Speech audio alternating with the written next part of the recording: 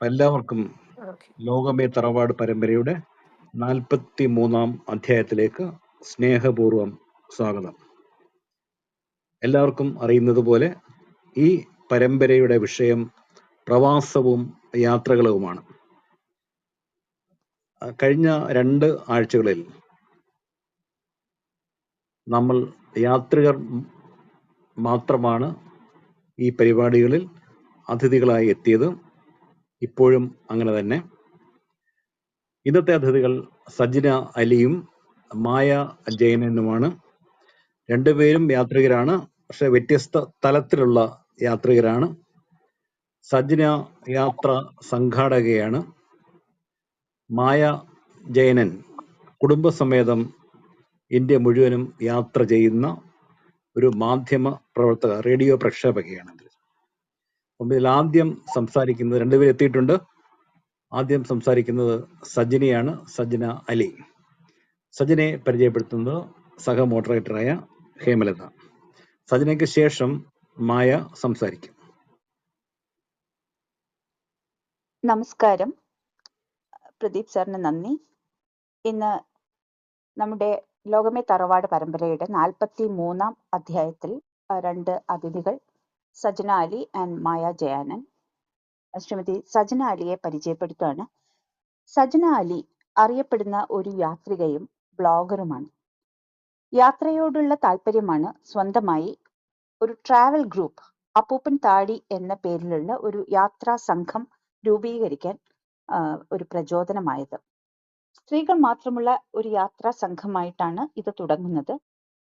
അത്ര പോപ്പുലറായിട്ട് സ്ത്രീകളുടെ യാത്ര അന്ന് അത്ര പ്രചാരത്തിലുണ്ടായിരുന്ന ഒരു സമയമല്ല. ആ സമയത്താണ് ഈ ഒരു യാത്രാ സംഘം രൂപീകരിക്കുന്നത്.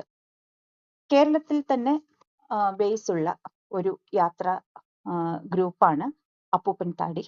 ചുരുങ്ങിയ ചെലവിൽ ഒറ്റയ്ക്ക് ലോകം ചുറ്റാൻ താല്പര്യമുള്ള സ്ത്രീകൾക്ക് വേണ്ടിയിട്ടുള്ള ഒരു ഗ്രൂപ്പായിട്ടാണ് ഇത് തുടങ്ങിയത്.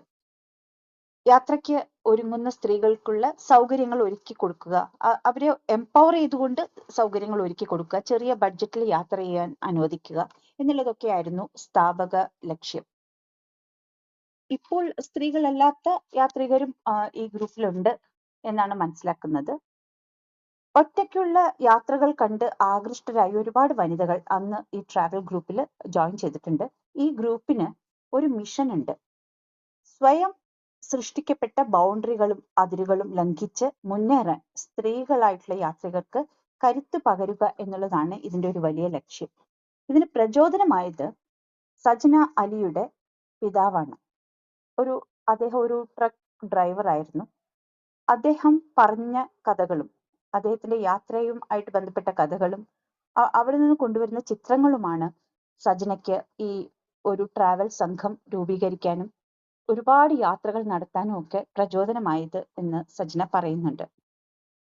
ഈ യാത്രയ്ക്ക് ഒരു പ്രത്യേകതയുണ്ട്. സജ്നയുടെ യാത്രകൾക്ക് ഒരു പ്രത്യേകതയുണ്ട്. അതുപോലെ ഇന്ത്യയിലെ അത്രത്തോളം തന്നെ പരിചിതമല്ലാത്ത ചില ലൊക്കേഷൻസ്, അത് ഹെറിറ്റേജ് സൈറ്റുകളും അധികം ആളുകൾ സഞ്ചരിക്കാത്ത പാതകളും തേടിയിട്ടുള്ള ഒരു യാത്രയാണ് സജ്ന പ്രിഫർ ചെയ്യുന്നത്. 11,000-ഓളം മെമ്പേഴ്സ് ഉള്ള ഒരു FB ഗ്രൂപ്പും ഈ അപ്പൂപ്പൻ താടിക്ക് ഉണ്ട്. ഈ കമ്മ്യൂണിറ്റിയുടെ സപ്പോർട്ട്, ഓൺലൈൻ സപ്പോർട്ടുള്ള ഒരു യാത്രാ സംഘം കൂടിയാണ് എന്ന് അവകാശപ്പെടുന്നു. 2014-ലാണ് ഈ ഗ്രൂപ്പ് ഫോം ചെയ്തിട്ടുള്ളത്. അന്ന് ഒരുപക്ഷെ ഇന്ത്യയിൽ തന്നെ അത്ര അധികം സജീവമല്ലാത്ത സ്ത്രീ സംഘങ്ങൾ ഇല്ലാത്തൊരു കാലത്താണ് ഇത് തുടങ്ങുന്നത്. അങ്ങനെ ആദ്യത്തെ ഒരു വനിതാ യാത്രാ സംഘാടകയാണ്. അതുപോലെ ഇന്റർനാഷണൽ ട്രിപ്സ് സംഘടിപ്പിച്ചതിലും ഒരു റെക്കോർഡ് സജ്നയ്ക്കുണ്ട്. സജ്ന ബേസിക്കലി ഒരു സോഫ്റ്റ്വെയർ എഞ്ചിനീയർ ആണ്. സജ്ന ഇപ്പോ 2014 ആരംഭിച്ച ഈ ട്രിപ്പ് ഇപ്പൊ 25-ൽ വന്ന് നിൽക്കുമ്പോൾ 398 യാത്രകൾ, ഏകദേശം 400-ഓളം യാത്രകൾ കഴിഞ്ഞിട്ടുണ്ട്. പിന്നെ ഇപ്പോ ലേറ്റസ്റ്റ് ഇത് 21-ലെ അപ്ഡേറ്റ് ആണ്. ഇപ്പൊ അതിനുശേഷം വന്നിട്ടുള്ള 4 വർഷം കൊണ്ട് എത്ര മാത്രം യാത്ര ചെയ്തു എന്നുള്ളത് സജ്നയിൽ നിന്ന് തന്നെ നമുക്ക് കേൾക്കാൻ സാധിക്കും. ഒരു 36-38 വയസ്സ് പ്രായത്തിൽ നമുക്ക് ഇത്രയൊക്കെ ചെയ്യാൻ പറ്റുക എന്നുള്ളത് ഒരു വലിയ കാര്യമാണ്. ഒരു ചെറിയ മകളും ഉണ്ട് സജ്നയ്ക്ക്. അപ്പൊ കുടുംബം ഒപ്പം ഉള്ളത് കൊണ്ട് കൂടിയാണ് സജ്നയ്ക്ക് യാത്രകൾ സംഘടിപ്പിക്കാനൊക്കെ പറ്റുന്നത് എന്നുള്ളതാണ് ജോലിയുടെ ഉത്തരവാദിത്വമുണ്ട്. ഇതിനു വേണ്ടിയിട്ട് ഒരു ഓഫീസും അതിൽ സഹകരിക്കുന്ന ഒരുപാട് വോളണ്ടിയേഴ്സും ഉണ്ട് സജനയുടെ കൂടെ. കോഴിക്കോടുകാരിയാണ് സജന. തിരുവനന്തപുരത്ത് ടെക്നോ പാർക്കിൽ ഉണ്ടായിരുന്ന IT ജോലി ഉപേക്ഷിച്ചിട്ടാണ് ഈ പാഷന്റെ പിന്നാലെ പോകുന്നത്. റെസ്പോൺസിബിൾ ടൂറിസം മിഷൻ കേരളയുമായിട്ട് ഒരു ടൈപ്പ് ഈ സംഘത്തിനുണ്ട്. അതുപോലെ അതിന്റെ ലക്ഷ്യം സസ്റ്റൈനബിൾ ഒരു ട്രാവൽ എന്നുള്ളതാണ് അതിന്റെ ഉദ്ദേശം. അതുപോലെ ഷോർട്ട് ഡേ ട്രിപ്സ് പ്രൊമോട്ട് ചെയ്യുന്നതിനായിട്ട് ഒരു ഫെലോഷിപ്പ് പ്രോഗ്രാം പ്രയാണ എന്ന് പറയുന്ന ഒരു ഫെലോഷിപ്പ് പ്രോഗ്രാമിനെയും സ്പോൺസർ ചെയ്യുന്നുണ്ട്. അതുമായിട്ട് സഹകരിക്കുന്നുണ്ട്. ഓഫ് ബീറ്റ് ഡെസ്റ്റിനേഷൻസ് അന്വേഷിച്ചു പോകുന്ന യാത്രികരെയാണ് അതിൽ ഉൾപ്പെടുത്തുന്നത്. വാട്സാപ്പ് ഗ്രൂപ്പിൽ 300ഓളം മെമ്പേഴ്സ് ഉണ്ട്. ഇവരെല്ലാം യാത്രികർ കൂടിയാണ് എന്ന് ഞാൻ മനസ്സിലാക്കുന്നു. അതുപോലെ 40 ലക്ഷം ഫെലോഷിപ്പ് ഗ്രാന്റ് ഒരു സ്പെഷ്യൽ ട്രാവൽ പ്രോജക്റ്റിന് വേണ്ടിയിട്ട് നേടിയെടുത്തിട്ടുണ്ട് ഈ സംഘം. 18 ട്രാവൽ വോളണ്ടിയേഴ്സ് ആണുള്ളത്. സജനയെ ഈ ഒരു വേദിയിലേക്ക് പരിചയപ്പെടുത്തുന്നതിൽ അതീവമായിട്ടുള്ള സന്തോഷമുണ്ട്.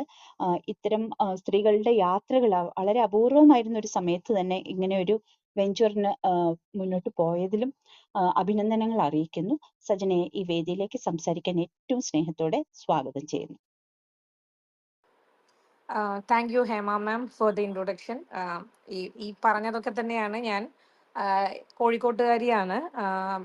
ഈ എല്ലാവർക്കും ഉള്ളതുപോലെ തന്നെ യാത്ര ചെയ്യാൻ ഇഷ്ടമുള്ള ഒരാളായിരുന്നു ഞാനും. പക്ഷെ സാഹചര്യങ്ങളാണല്ലോ ഓരോരുത്തർക്കും യാത്ര ചെയ്യാനുള്ള അവസരം കൊടുക്കുന്നത്.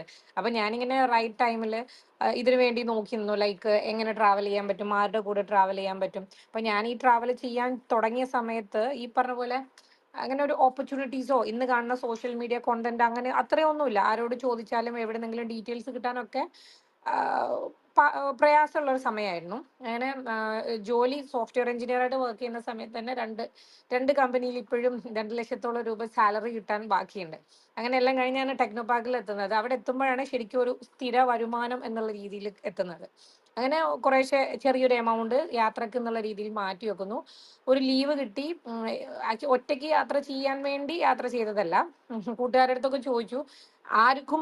എല്ലാവർക്കും ഓരോരോ ഇൻകൺവീനിയൻസ് ഉണ്ടായിരുന്നു. അങ്ങനെ എനിക്ക് എന്തായാലും പോകണം എന്നുള്ളൊരു ആഗ്രഹത്തിന്റെ മേലെ ടിക്കറ്റ് ബുക്ക് ചെയ്തു. ഒഡീസയ്ക്ക് ആയിരുന്നു ഫസ്റ്റ് ട്രിപ്പ്. പോയി തിരിച്ചു വന്നപ്പോൾ ഭയങ്കര ധൈര്യമായി. ഹിന്ദിയൊക്കെ ഭയങ്കര ബ്രോക്കൺ ഹിന്ദി ആണെങ്കിൽ പോലും തിരിച്ചെത്തി.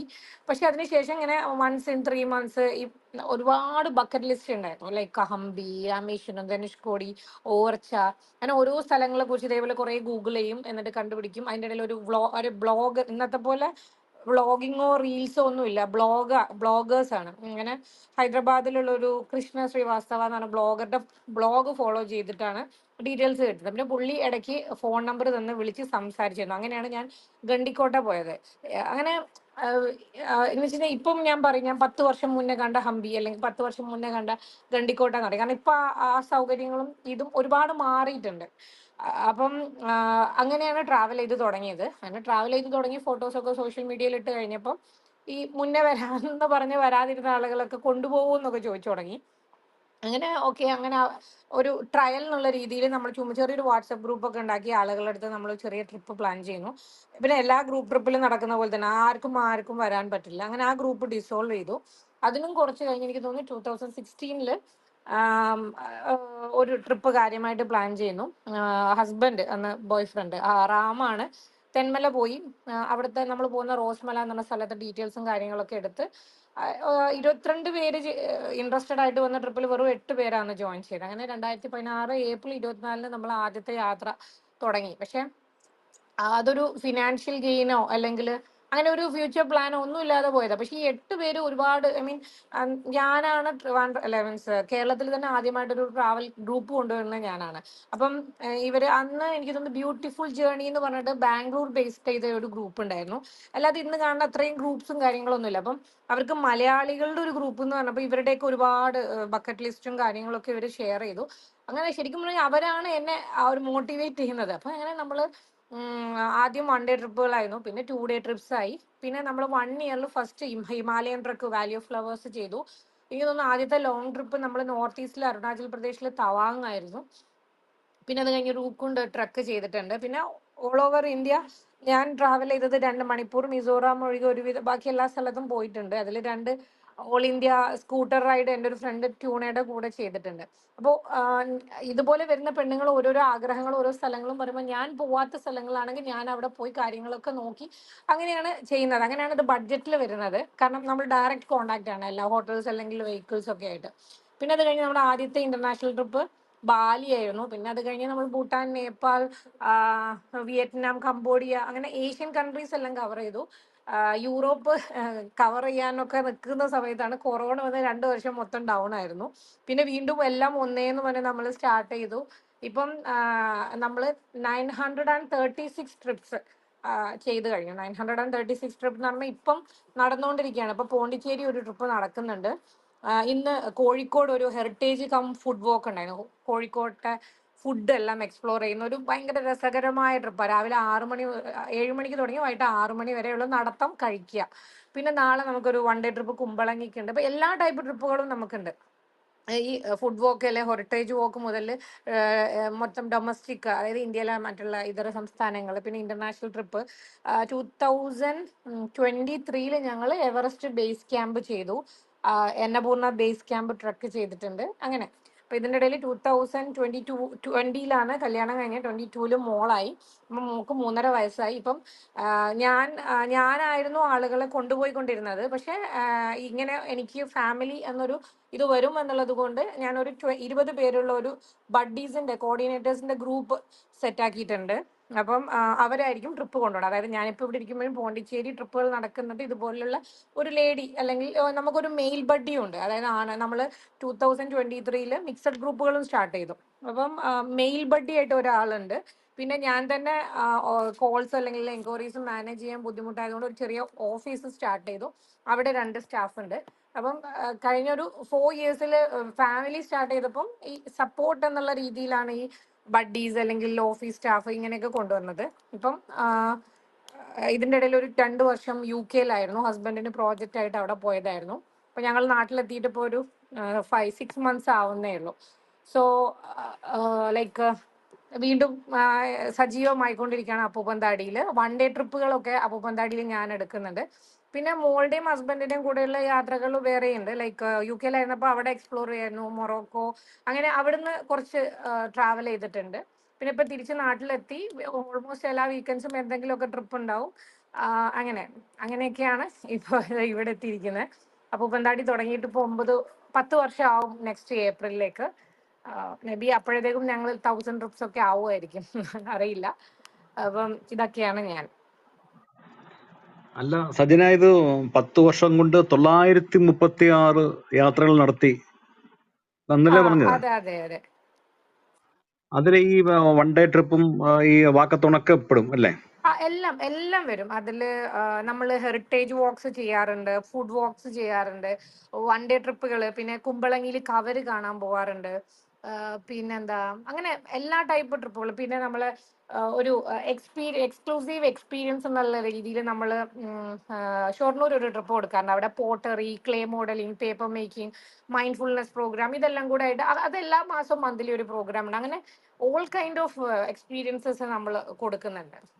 ഇതിലെ എത്ര ട്രിപ്പിൽ സജ്ജന പോയിട്ടുണ്ട്? എനിക്ക് തോന്നുന്നു 2021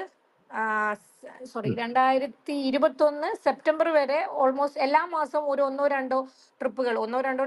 ആ സമയത്ത് ഞാൻ കൂടുതലും ലോങ് ട്രിപ്പുകളാണ് എടുക്കുക, അല്ലെങ്കിൽ രാജസ്ഥാൻ അല്ലെങ്കിൽ അങ്ങനെ കാശ്മീരൊക്കെ പോലെയുള്ള. അങ്ങനെ 21 വരെ എല്ലാ ട്രിപ്പുകളിലും ഞാൻ ഉണ്ടാവുമായിരുന്നു. അത് കഴിഞ്ഞിട്ട് പിന്നെ ഡെലിവറി കഴിഞ്ഞ് 2000 ഈ വർഷമാണ് ഞാൻ വീണ്ടും സ്റ്റാർട്ട് ചെയ്യുന്നത്. ജൂൺ 29-നാണ് പിന്നെ തിരുവനന്തപുരത്ത് നിന്നുള്ള 1 ഡേ ട്രിപ്പുകൾ സ്റ്റാർട്ട് ചെയ്യുന്നത്. അപ്പൊ ഇതിനിടയിൽ വളരെ കാഷ്വലായി പറഞ്ഞു പോയൊരു കാര്യം കൂടെ ഉണ്ട്.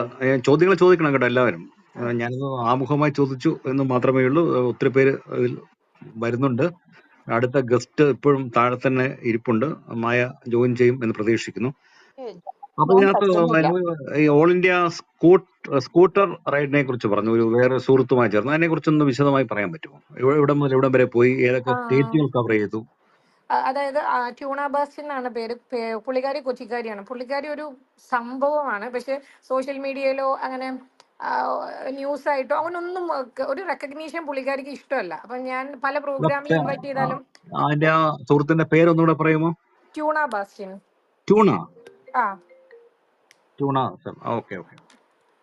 ആ അപ്പം ട്യൂണയ്ക്ക് അങ്ങനെ ഒരു ഒരു ആർട്ടിക്കിൾ ഒന്നും പുള്ളിക്കാരിക്ക് ഇഷ്ടമല്ല. അങ്ങനെ പുള്ളിക്കാരി അപ്പൂപ്പന്താടി തുടങ്ങിയ സമയത്താണ് പുള്ളിക്കാരി എൻ്റെ അടുത്ത് ഇങ്ങനെ ആ, ഇത് പരിചയപ്പെടുന്നത്. അപ്പൊ പരിചയപ്പെടുത്ത സമയത്ത് തന്നെ പുള്ളിക്കാരി പറഞ്ഞത് ഇങ്ങനെ എനിക്കൊരു അങ്ങനെ ഓൾ ഇന്ത്യ ട്രിപ്പ് പോകണം എന്ന് ആഗ്രഹമുണ്ട്. പുള്ളിക്കാരിയുടെ ബൈക്കിൽ പോകണം എന്നാണ്. അപ്പൊ ഞാൻ പറഞ്ഞ ശരി പോവാം എന്ന് പറഞ്ഞു. പിന്നെ അത് കഴിഞ്ഞ് ഞങ്ങൾ കണ്ടത് എനിക്ക് തോന്നുന്നു ഒരു 4-5 മാസം കഴിഞ്ഞിട്ട് നമ്മളൊരു മീശപ്പുലിമല ട്രക്കിനാണ് കാണുന്നത്. അത് കഴിഞ്ഞ് ഞങ്ങൾ 3 വർഷം കഴിഞ്ഞ് എക്സാക്ട്ലി സെപ്റ്റംബർ 3 ഞങ്ങൾ കണ്ടതിന്റെ 3-ാം വാർഷികം. അപ്പം അന്നാണ് ഞങ്ങൾ ഈ യാത്രയ്ക്ക് പുറപ്പെടുന്നത്. ആ സമയത്ത് ഉപ്പയൊക്കെ മരിച്ചു, വീട്ടിൽ ഉമ്മ ഒറ്റയ്ക്കാണ്. അപ്പൊ എനിക്ക് ഉമ്മയുടെ അടുത്ത് ഞാൻ ഈ യാത്രയെ കുറിച്ച് പറയുന്നത് പോകുന്നതിന്റെ തലേ ദിവസമാണ് ഇങ്ങനെ ഒരു ട്രിപ്പ് ഉണ്ട്. അപ്പം ഇത് വലിയൊരു സംഭവമായിട്ടൊന്നും ഉമ്മയുടെ അടുത്ത് പറയുന്നില്ല, ഇങ്ങനെ ഒരു ട്രിപ്പ് പോകുന്നുണ്ട്. ലൈക്ക് സ്കൂട്ടറിലാണ് ഞങ്ങൾ ബൈക്ക് മാറ്റി സ്കൂട്ടറാക്കി. ആ സമയത്ത് TVS എൻടോർക്ക് ഇറങ്ങിയ സമയമാണ്. അപ്പം ഹൈ ഓൾട്ടിറ്റ്യൂഡിൽ വലിക്കോ ഇല്ലയോ എന്നൊക്കെ ഭയങ്കര ഡൗട്ടുകളൊക്കെ ഉള്ള സമയം. പക്ഷെ ട്യൂണ എല്ലാം ഓക്കെ എന്ന് പറഞ്ഞാൽ ഞങ്ങൾ ആരോടും പറഞ്ഞില്ല. കാരണം ആളുകളോട് പറഞ്ഞ സ്കൂട്ടറിൽ പോകുന്നതിന് പ്രശ്നം, പിന്നെ ലേഡീസ് പോകുന്ന, അങ്ങനെ കുറെ പിന്തിരിപ്പിക്കാൻ പല കാര്യങ്ങളും ഉണ്ടാവുകൊണ്ട് ആരോടും പറഞ്ഞില്ല. അങ്ങനെ സെപ്റ്റംബർ 3-ന് ഇവിടെ എടപ്പള്ളി പുണ്യാളന്റെ, ഞങ്ങൾ രണ്ടുപേരും എപ്പോഴും എടപ്പള്ളി പുണ്യാളന്റെ ഫാൻസ് ആണ്. അവിടെ പോയി 2 മെഴുകുതിരിയൊക്കെ കത്തിച്ച് ഒരു 3-4 കൂട്ടുകാർ യാത്രയാക്കാൻ വന്നിരുന്നു. അങ്ങനെ യാത്ര പുറപ്പെട്ടു. അപ്പൊ ഞങ്ങളിങ്ങനെ ഡെയിലി ഫേസ്ബുക്കിൽ അപ്ഡേറ്റ് ചെയ്യും. ഇന്ന് ഇവിടെ നിന്ന് ഇങ്ങോട്ട്, ആദ്യം ബാംഗ്ലൂർ എത്തുന്നു, ബാംഗ്ലൂരിൽ നിന്ന് ഹൈദരാബാദ്. ഇടയ്ക്ക് സ്കൂട്ടറിന്റെ മറ്റേ സീറ്റ് ഒന്ന് ചേഞ്ച് ചെയ്തു, കാരണം ബാക്കിൽ ഇരുന്നിട്ട് എന്റെ ബാക്കും പ്രശ്നമായപ്പം. അങ്ങനെ ഓരോ സ്ഥലത്തപ്പോൾ അപ്ഡേറ്റ് ചെയ്ത് ഞങ്ങൾ ഡൽഹി എത്തിയിട്ട് ഞങ്ങൾ മണാലി റൂട്ടിൽ കയറുമ്പം അപ്പോഴാണ് ആളുകൾ ചോദിച്ചത്, നിങ്ങൾ പോകുന്നത് കർഡുങ്ങിലേക്കാണോ ലേയിലേക്കാണോ എന്ന് ചോദിച്ചു. അപ്പൊ ഞങ്ങൾ യെസ് എന്നാണ്. അപ്പൊ പിന്നെ ന്യൂസ് എല്ലാ സ്ഥലത്തും സ്പ്രെഡായി, നമ്മൾ സ്കൂട്ടറിൽ ലഡാക്ക് പോവാണെന്നും പറഞ്ഞിട്ട് ഭയങ്കര ഇതായി. ഇപ്പം ആളുകൾ വിളിക്കാൻ തുടങ്ങി. പക്ഷെ ആ സമയത്ത് ആരും ഡിസ്കറേജ് ചെയ്യാനൊന്നല്ല, എല്ലാവരും പറഞ്ഞ് കരുതിയിട്ട് പോകണം, സ്കൂട്ടർ നോക്കണം, ആരോഗ്യം നോക്കണം എന്നൊക്കെ പറഞ്ഞാൽ എല്ലാം നല്ല സപ്പോർട്ടായിരുന്നു. അങ്ങനെ ഞങ്ങള് ലഡാക്ക് എത്തി. 40 കിലോമീറ്റർ ആണ് ലേയിൽ നിന്നും കർഡുങ്ല ടോപ്പിലേക്ക്. അത് ഒറ്റയടിക്ക് എനിക്ക് തോന്നുന്നു 1000 എബവ് ഫീറ്റ് നമ്മൾ ഒറ്റയടിക്ക് ഓൾട്ടിറ്റ്യൂഡ് കൂടും, സിക്നസ് വരാൻ ചാൻസ് ഉണ്ട്. അപ്പം നമ്മൾ ഓരോ കിലോമീറ്റർ പോലെ ഒരു 4-5 കിലോമീറ്റർ എടുക്കുമ്പോൾ ഒരുപാട് വെള്ളം കുടിക്കും, ചോക്ലേറ്റ് കഴിക്കും. അങ്ങനെ അതായത് ഈ ഡൽഹി ടു ലേ റൂട്ട് എന്ന് പറഞ്ഞു കഴിഞ്ഞാൽ എല്ലാവരും ബൈക്കേഴ്സ് ആയിരിക്കും. അപ്പൊ ഈ ബൈക്കേഴ്സിന്റെ ഇടയിൽ ഞങ്ങളൊരു സ്കൂട്ടർ കൊണ്ട് പോകുമ്പോൾ ആളുകൾക്ക് ഭയങ്കര രസമായിരുന്നു. ഐ മീൻ എല്ലാവരും നിർത്തി വിശേഷങ്ങളൊക്കെ ചോദിക്കും. അപ്പൊ എവിടെ നിന്നും ഞങ്ങൾ സ്പോട്ട് ചെയ്യും, ഇങ്ങനൊരു ടീം അവിടെ ഉണ്ട്, അല്ലെങ്കിൽ ഇങ്ങനൊരു, അങ്ങനെ എല്ലാവർക്കും ഞങ്ങളെ അറിയാം. അപ്പൊ ഞങ്ങൾ ഈ കടുങ്ങള് കയറുന്നതിന്റെ ഇടയിൽ എവിടെയെങ്കിലും നിർത്തിയപ്പം നമുക്ക് മൂത്രമൊഴിക്കാൻ അവിടെ സ്ഥലങ്ങളല്ലോ, ഏതെങ്കിലും പാറയുടെ ബാക്കിൽ പോകും, കാരണം ഒരുപാട് വെള്ളം കുടിക്കുന്നതാണ്. അപ്പൊ നിർത്തുമ്പോഴത്തേക്കും ഏതെങ്കിലും ബൈക്കർ നിർത്തും. അപ്പൊ വിചാരിക്കും നമ്മൾക്ക് എന്താ വണ്ടിക്ക് എന്താ പ്രശ്നമായിട്ട് നിർത്തിയാണ്. അപ്പൊ നമ്മൾ നല്ല ബ്രേക്ക് ആണെന്ന് പറയും. അങ്ങനെ നമ്മൾ ആ മുകളിൽ എത്തുന്നത് അതൊരു ഭയങ്കര മൊമെന്റ് ആയിരുന്നു. ലൈക്ക് നമ്മളിങ്ങനെ ഇപ്പൊ പോകുമ്പോ റൈറ്റിലേക്ക് തിരിഞ്ഞ കടുങ്ങളെ ടോപ്പ് എത്തും എന്ന് പറഞ്ഞാൽ ലൈക്ക് ട്യൂണയുടെ ഒരുപാട് നാളത്തെ ഒരു ആഗ്രഹമായിരുന്നു. അപ്പം അത് നമ്മള് എന്താ പറയാ, ഒരുപാട് നമ്മളത് അക്കംപ്ലിഷ് ചെയ്തു. പിന്നെ അത് കഴിഞ്ഞ് ഞങ്ങൾ ഡിസ്ട്രിക്റ്റ് പോയി. ആക്ച്വലി ഞങ്ങൾക്ക് ഒന്നും അറിയില്ലായിരുന്നു, തിരിച്ച് ലേയിൽ ഇത്ര പാസസ് ഉണ്ട് എന്നൊന്നും അറിയില്ല. ഞങ്ങൾക്ക് ആകെ അറിയുന്ന കടുങ്ല ടോപ്പാണ്. അങ്ങനെ തിരിച്ചു വരുമ്പം ചങ്ല പാസ് എത്തുന്നു. ചങ്ല പാസ് ഒക്കെ തിരിച്ചിറങ്ങുമ്പം ഈ പറഞ്ഞ പോലെ സ്നോഫോൾ ഒക്കെ കിട്ടി. തിരിച്ച് ലേയിലെത്തിയപ്പത്തി ടയേർഡായി. രണ്ടുപേരും മുറിയുടെ 2 വോൾ ഇങ്ങനെ പിടിച്ചിട്ട് ഇങ്ങനെ ഇരുന്നിങ്ങനെ ഷെയ്ക്ക് ചെയ്യണം. കാലും ഭയങ്കര വേദന, കാരണം കുത്തനെയുള്ള ഇറക്കമായിരുന്നു. അപ്പം ഫുൾ സ്ട്രെങ്ത് തൈസിലാണ് കൊടുക്കുക. അപ്പോൾ ട്യൂണയുടെ മമ്മി അന്ന് വിളിച്ചിട്ട് പറഞ്ഞു, മക്കള് പതുക്കെ വന്നാൽ മതി, കാണാനുള്ള എല്ലാം കണ്ടിട്ട് വന്നാൽ മതി, ഇനി ഒരു പോക്ക് പോകണ്ട പറഞ്ഞേ. പക്ഷെ അതിനുശേഷം ട്യൂണ ഒരുപാട് പിന്നെയും ട്രാവൽ ചെയ്തിട്ടുണ്ട്.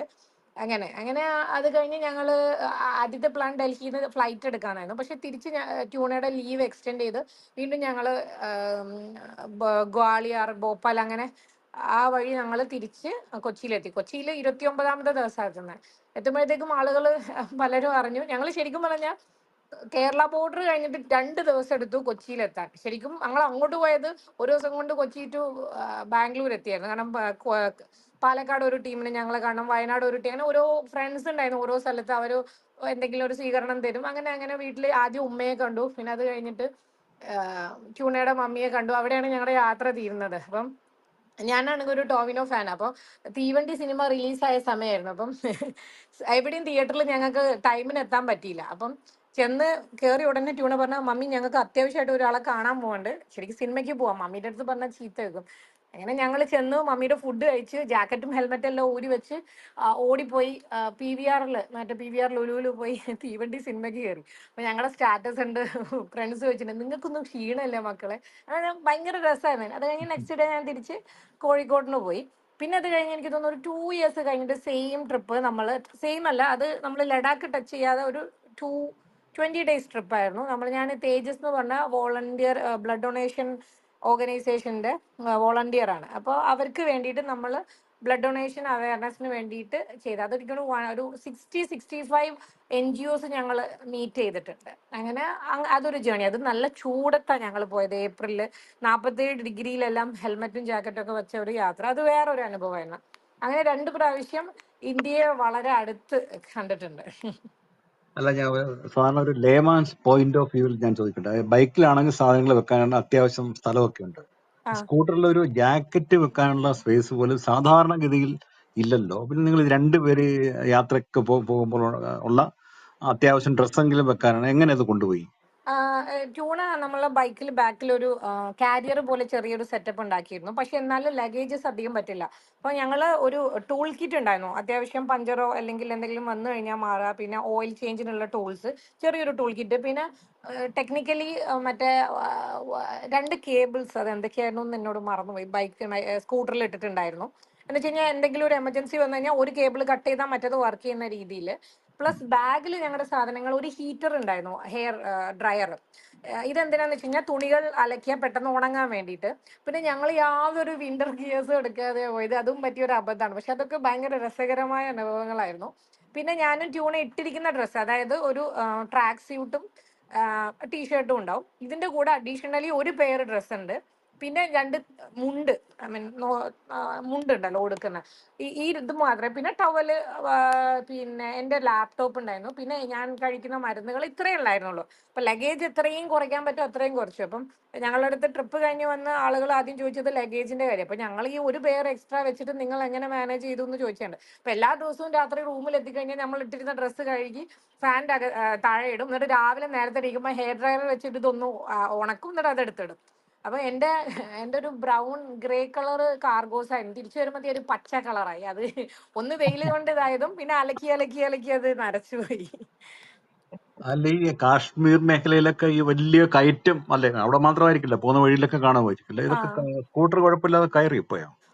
സ്കൂട്ടർ, അതുകൊണ്ടാണ് ഞങ്ങൾ എൻടോർക്ക് സെലക്ട് ചെയ്തത്. കാരണം ആളുകൾക്ക് എന്ന് വെച്ചാൽ ഈ കർഡുങ്ല എന്നുള്ള ഏറ്റവും വലിയ ഒരു ചാൻസ് ആയിട്ട് തോന്നിയത്. പിന്നെ അത് കഴിഞ്ഞിട്ട് ഞങ്ങൾ തിരിച്ചു വരുമ്പം ചങ്ങല എത്തിക്കഴിഞ്ഞപ്പം വണ്ടി ഓയിൽ ചേഞ്ചിന് ഒരു പ്രശ്നം വന്നു. അപ്പം വലിവ് കുറഞ്ഞു. അപ്പം എന്നോട് പറഞ്ഞു, എന്നോട് നടന്നോളാൻ പറഞ്ഞു. എന്നിട്ട് ഒരു സിഗ്സാഗ് ഇത് റോഡിൽ ട്യൂണ സ്കൂട്ടറിൽ വരും. ഈ സമയത്ത് ഈ ഫുൾ ജാക്കറ്റും ഹെൽമെറ്റും വെച്ച് ഞാൻ ഈ ട്രക്ക് ചെയ്താണ് മുകളിൽ കയറുക. അങ്ങനെ ഒരു 2-3 സിഗ്സാഗ് ലൈൻ എത്തുമ്പോൾ ട്യൂൺ അവിടെ ഉണ്ടാവും, പിന്നെ സ്കൂട്ടറിൽ കയറി പോകും. ഇതുപോലെ തന്നെയായിരുന്നു മണാലി റോത്തങ് പാസ് എത്തിയപ്പം. റോത്തങ് പാസ് എത്തിയപ്പോൾ അതൊരു ടൂറിസ്റ്റ് ഏരിയ ആണല്ലോ. അപ്പം ആളുകൾ നോക്കുമ്പോൾ ഒരാൾ ജാക്കറ്റും ഹെൽമെറ്റും വെച്ചിട്ടുണ്ട് കയറി വരുന്നത്. ആളുകൾ നോക്കുമ്പോൾ നമ്മളെ നോക്കി ചിരിച്ച് തമാശ കളിയാക്കിയിട്ടാ പോകണം. പക്ഷെ അവർക്കറിയില്ലല്ലോ, കാരണം അവിടെ എന്തോ റോഡ് പണിയൊക്കെ നടക്കുന്നത് കാരണം റോഡെല്ലാം മോശമായിരുന്നു. അങ്ങനെ 2 സ്ഥലത്ത് ഞാൻ നടന്ന് കയറിയിട്ടുണ്ട്. പിന്നെ ഞങ്ങൾ മണാലി എത്തിക്കഴിഞ്ഞപ്പോൾ ഒരു പെട്രോൾ പമ്പിൽ ഞങ്ങൾ പെട്രോൾ അടിക്കാൻ കയറി കഴിഞ്ഞപ്പോൾ ഞങ്ങളുടെ വണ്ടിയും കോലൊക്കെ കണ്ടപ്പോൾ അവർ ചോദിച്ചു, നിങ്ങൾ ലേ പോവാണോ എന്ന് ചോദിച്ചു. അപ്പം കാരണം സ്കൂട്ടർ ആയതുകൊണ്ടാണ് ക്വസ്റ്റ്യൻ വന്നത്. അപ്പം ഞങ്ങൾ ലേന്ന് വരുന്ന വഴിയാണെന്ന് പറഞ്ഞത്. അതൊരു ഭയങ്കര രസം, ഒരു മാസ് സീനായിരുന്നു. അങ്ങനെ അവര് ചോദിച്ചില്ല ഒരു ഫോട്ടോ തരുമോ വെച്ച് ആരാധിക്കാൻ വേണ്ടിയെന്ന്? അയ്യോ, അന്ന് അതൊരു എന്ന് വെച്ചാൽ ഞങ്ങൾ ആരോടും പറയാതെ പോയതിന്റെ ഒരു റീസൺ എന്ന് വെച്ച് കഴിഞ്ഞാൽ ഇങ്ങനെ ആളുകൾ ഡിസ്കറേജ് ചെയ്യും എന്നുള്ളത് കൊണ്ടാണ്. അങ്ങനെ പോയി എല്ലാം ഓക്കെ ആയിട്ട് വന്നു. അങ്ങനത്തെ ഒരു ട്രിപ്പ് ഇനിയും പോകണമെന്നുണ്ട്. പക്ഷെ ഇപ്പം മോള് കുറച്ചുകൂടെ വലുതാവണം, അവളെ എവിടെയെങ്കിലും ഏൽപ്പിച്ചു പോയി കഴിഞ്ഞാൽ കാര്യങ്ങളൊക്കെ നടക്കണം. അപ്പൊ അങ്ങനെ അതൊരു രസകരമായ യാത്രയായിരുന്നു.